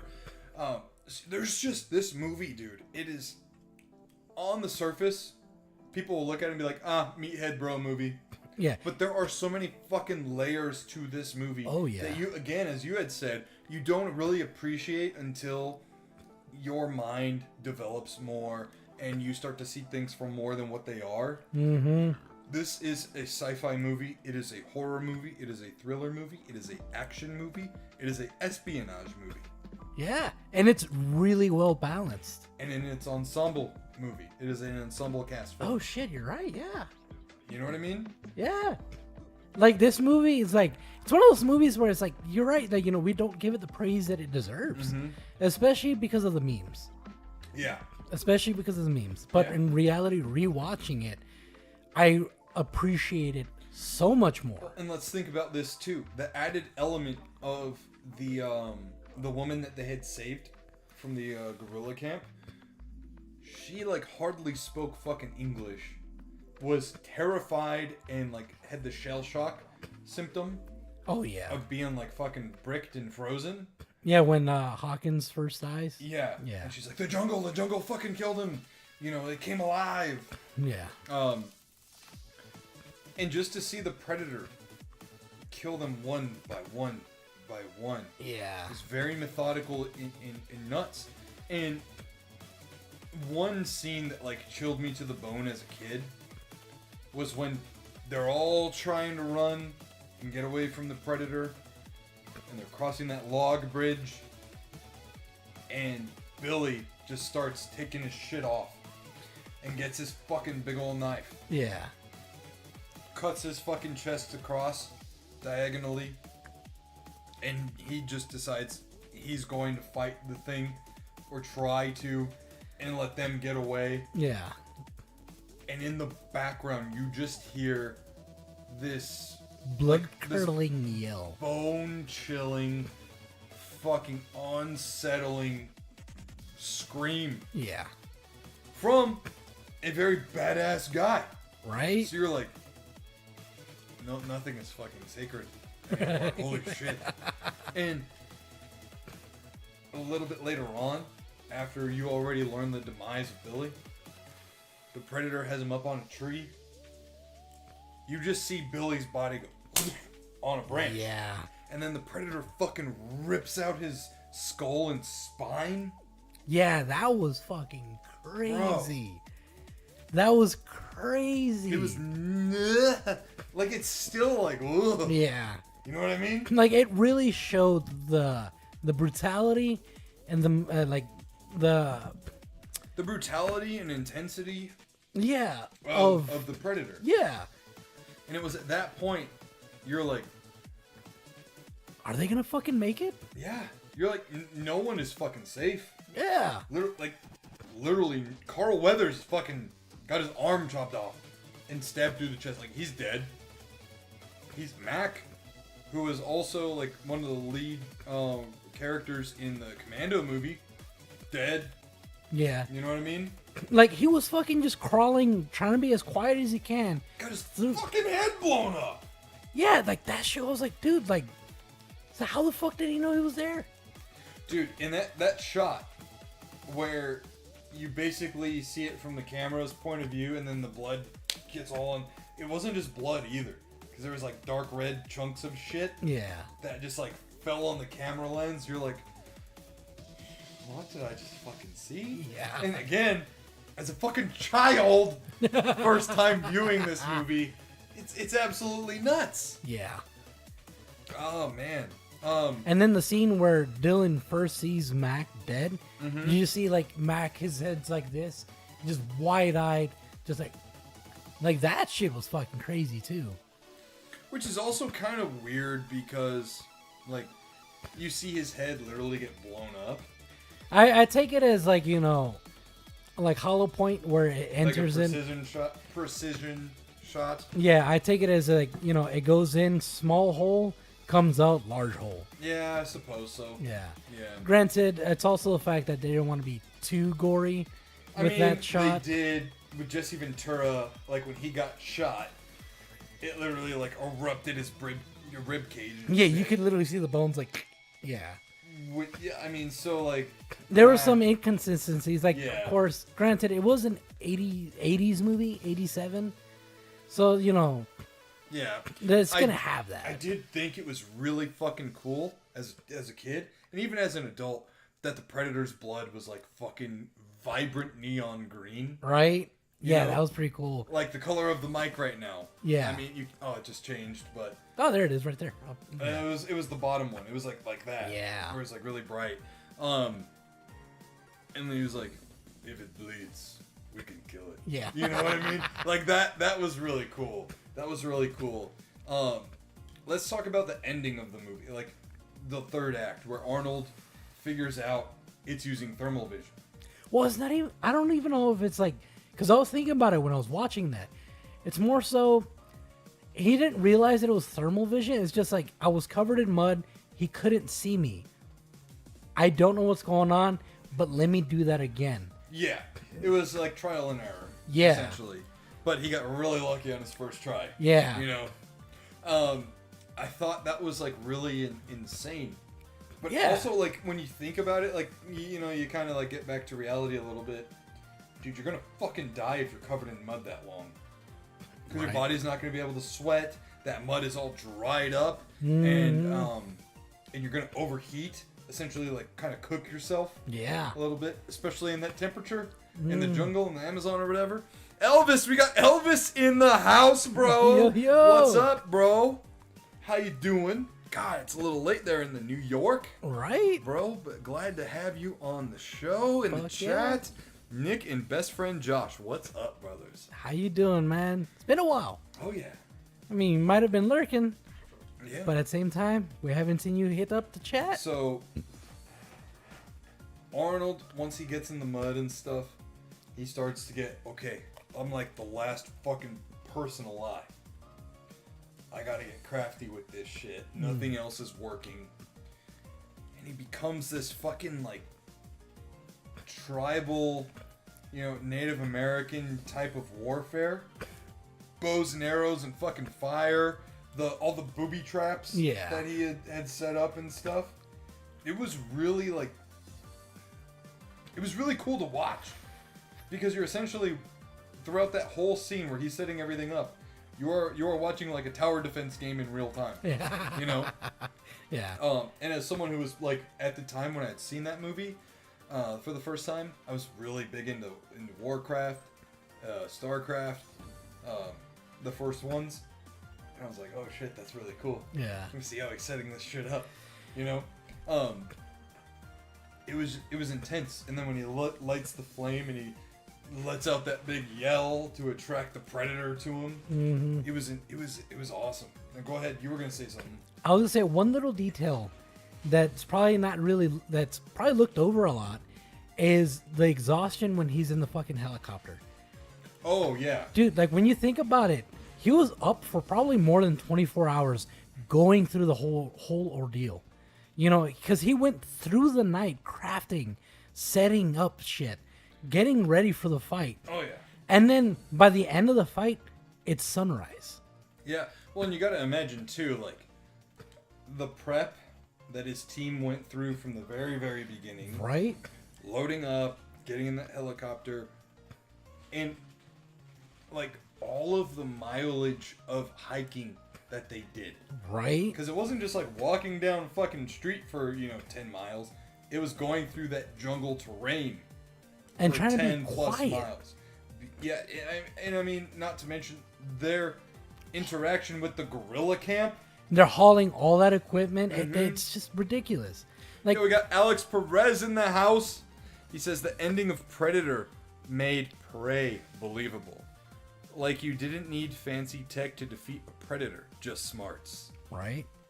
You haven't seen Prey yet, have you? Not yet, but I remember you were telling me about Dude, it. so good. I gotta watch it. So good. Like, granted, they did have that moment where that first night they did get some sleep, but at the same time, they were woken up in the middle of the night. Yeah, from that, like, wild boar. Yeah. Yeah, and they fucking killed the shit out of it. You know? Mac was like, I got you. Yeah. Yeah. So it's like, broken sleep, then the adrenaline rush of running away from the predator, fighting him off every so often. Well, and also just, you know what being on edge feels like? Imagine being on edge for 24 hours. First, because you got to be on edge from these gorilla motherfuckers. Right. Then you're on edge from the predator, and then you're seeing all your friends fucking die one by one. It's an invisible enemy that no one can fucking kill. And these are the best of the fucking best guys. Like, that's just a mental tax Oh, yeah. unlike anything else. And then, So- like, go ahead. Sorry. And then the helicopter ride, like, it really shows just how fucking brutal it was. Because he was just, like, Yeah. dead. He was just like, Yeah.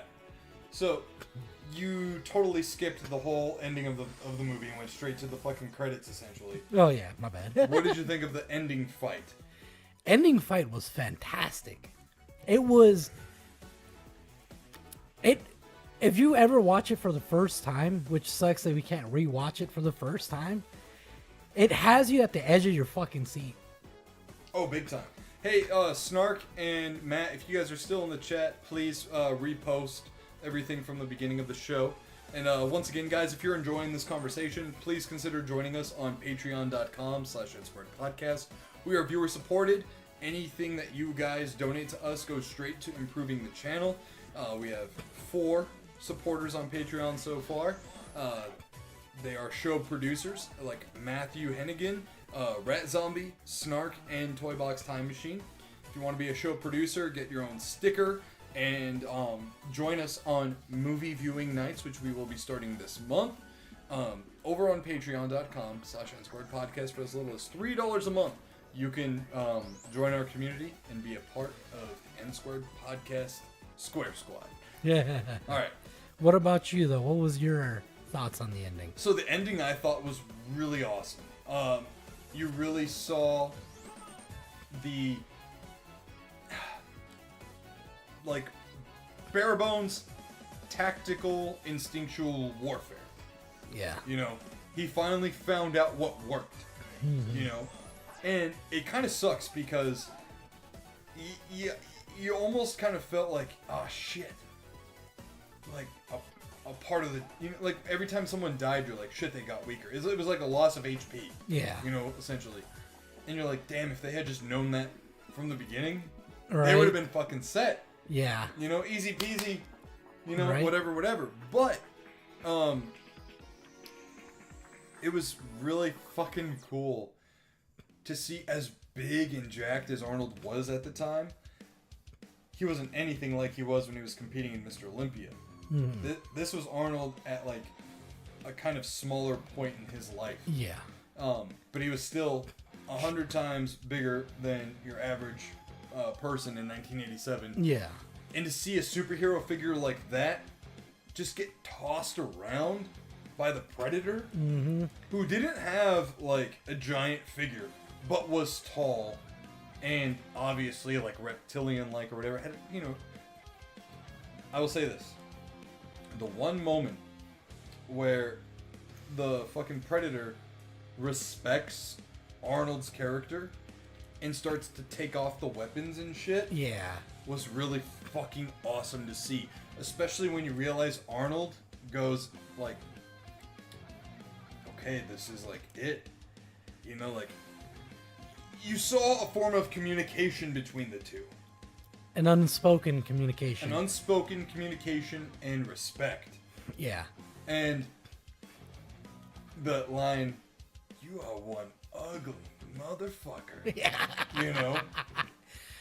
I thought the entire ending, the end fight and the whole sequence of it all was really, really good, really played out. You saw Arnold's character, like, purposefully go through all the traps. He's like, I'm here, I'm here, kill me! Yeah. Do it, come on! Yeah. You know, like, but you saw the Predator, like, wise up and look at the strings and shit. And like the little sharp points, he's like, Yeah. all right. Yeah, he's all like, right. all right, fuck you. You know, I see what you were trying to do. Yeah. You know, this movie to me is like a masterpiece that will never be replicated again. It is lightning in a bottle. It is absolutely lightning in a bottle. Oh yeah. Now, we do rate these movies with our own rating system for the series of summer cinema. We have things that need to qualify to make it a series of summer cinema film. So, Josh, let's go ahead and start with you. What makes this a series of summer cinema film for you? Definitely the setting. I mean, come on. A jungle? How can you not get more summery than that? Yeah. A jungle in the summer. Like, Yeah. Waterfalls, the jungle. Waterfalls, Yeah. yeah. The action. Action is definitely 1000% there. oddly enough, the horror aspect of it, even though it's not really summery, like a summery type vibe, it fit really well. Yeah. It fit really well, especially when you put together the other genres that the movie fits under. The action, the espionage, the horror, everything all put together fits. Soundtrack, especially the beginning, when they're in their helicopters and they're blasting that fucking song. Gonna call on. Yeah. Fucking. Long Town Sally.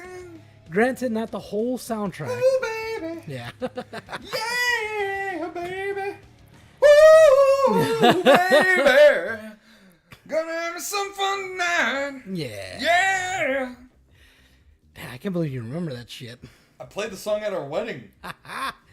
So, even though not the whole movie soundtrack fit under that, a lot of it did. So, definitely, I'll give it that. Yeah. And I'll definitely give it partially to the actual actors. I know it's a little off of what we normally put it, but I just feel like the actors definitely fit under that because a lot of those actors you see in movies that tend to be, summer based, Yeah. like Arnold, the guy who played Mac, Dylan, the fucking Rocky movies. Yeah, Carl Weathers. Carl Weathers, there we go. Definitely.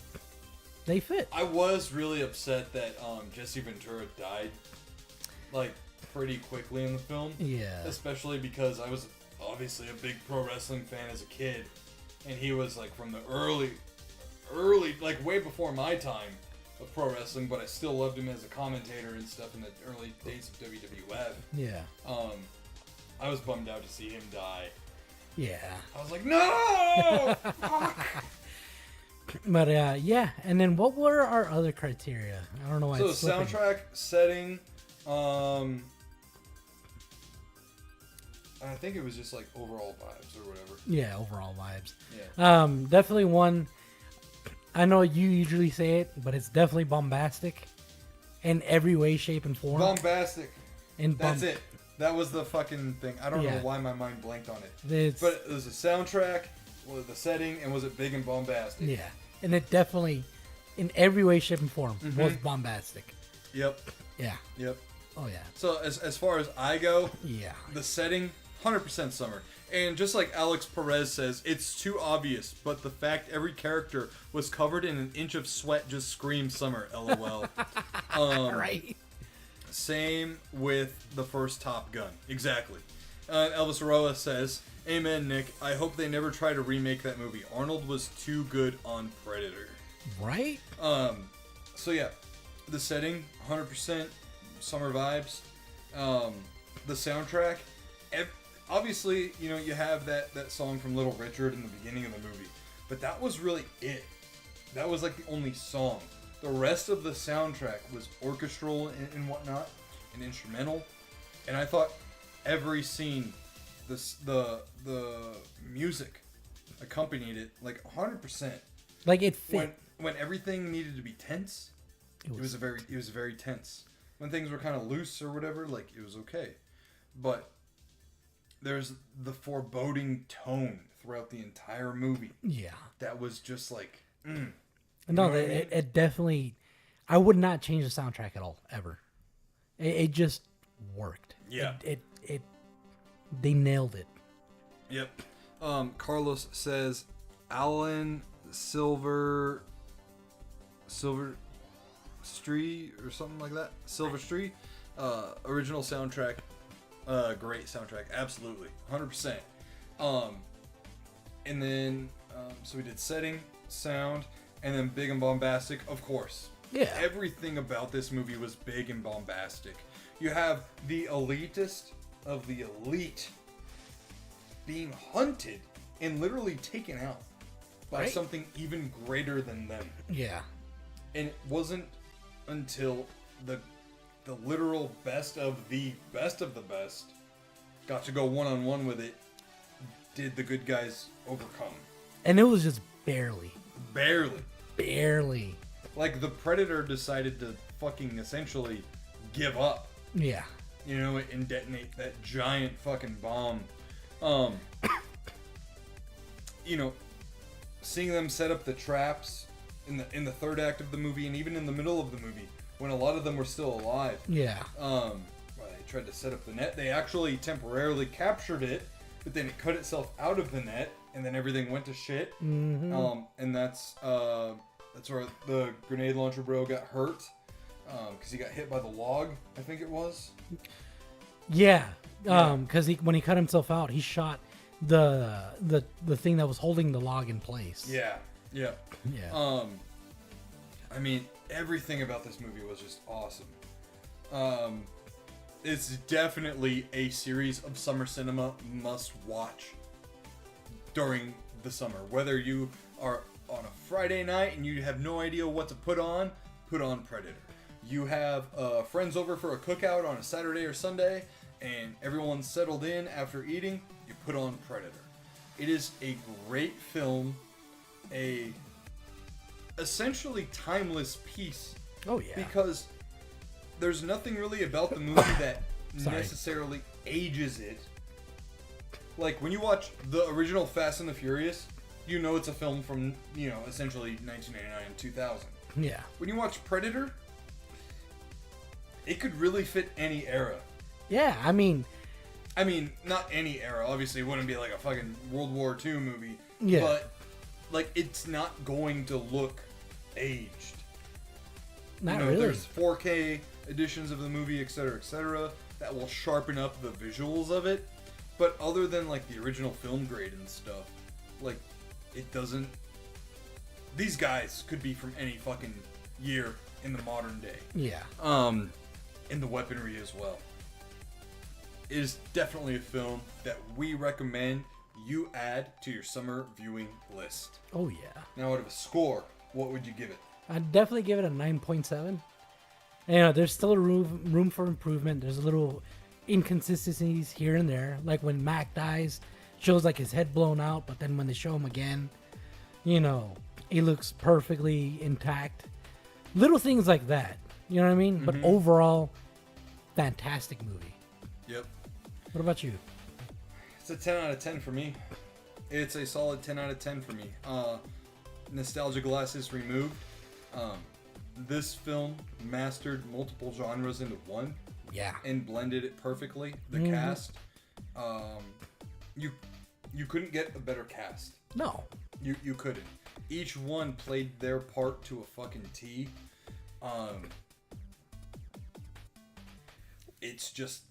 It is one of the best movies, best filmed movies, best designed movies I've ever seen. And one thing I can say too is like I gotta give props to Arnold because his acting in this movie is fucking great. There's a lot of moments where you can see his, like you can really feel the fear that he's feeling and the confusion. Yeah. And you're like, damn, he did a really good job conveying that. Yeah. At first you see him be cocky and boisterous and everything. But then as he starts to realize there's something more than what's going on, you see Arnold's, and it's honestly pretty rare throughout his filmography. You see him open up as an actor and show range. Oh yeah. You know, And he's not in this movie.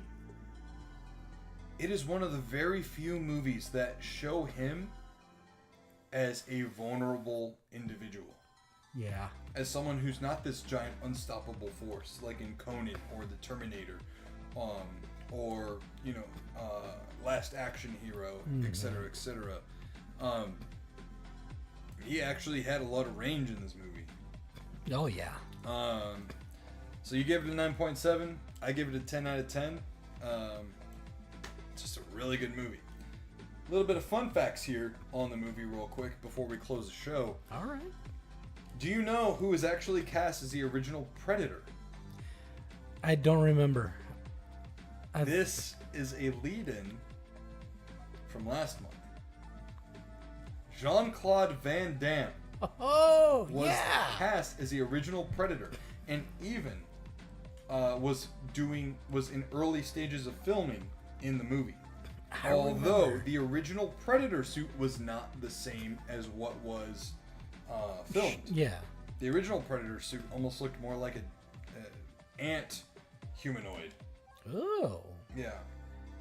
And also, did you know that this movie was essentially derived from the writer's dream? Really? He would have dreams and jot notes down about essentially the story of this film. Wow. Yeah. Fucking dream So more, dreams dude. do come true. And also, there's a little fun prank. Arnold, while filming this movie, in the wardrobe department, told the seamstress to lie to Jesse Ventura about Arnold's arm size. So there's actual footage out there of Arnold talking to the camera about this prank, and Jesse Ventura talking to the camera about like, yeah, you know, big ol' Arnold or whatever, well, I got bigger arms than him or this or that. And then, you know, Jesse Ventura and Arnold had a bet about it, and then Jesse Ventura obviously lost the bet, and I think he had to like buy whiskey or cigars or something for Arnold. Oh, that's hilarious. It was, yeah. The movie did have a lot of production issues with being filmed literally in the fucking jungle.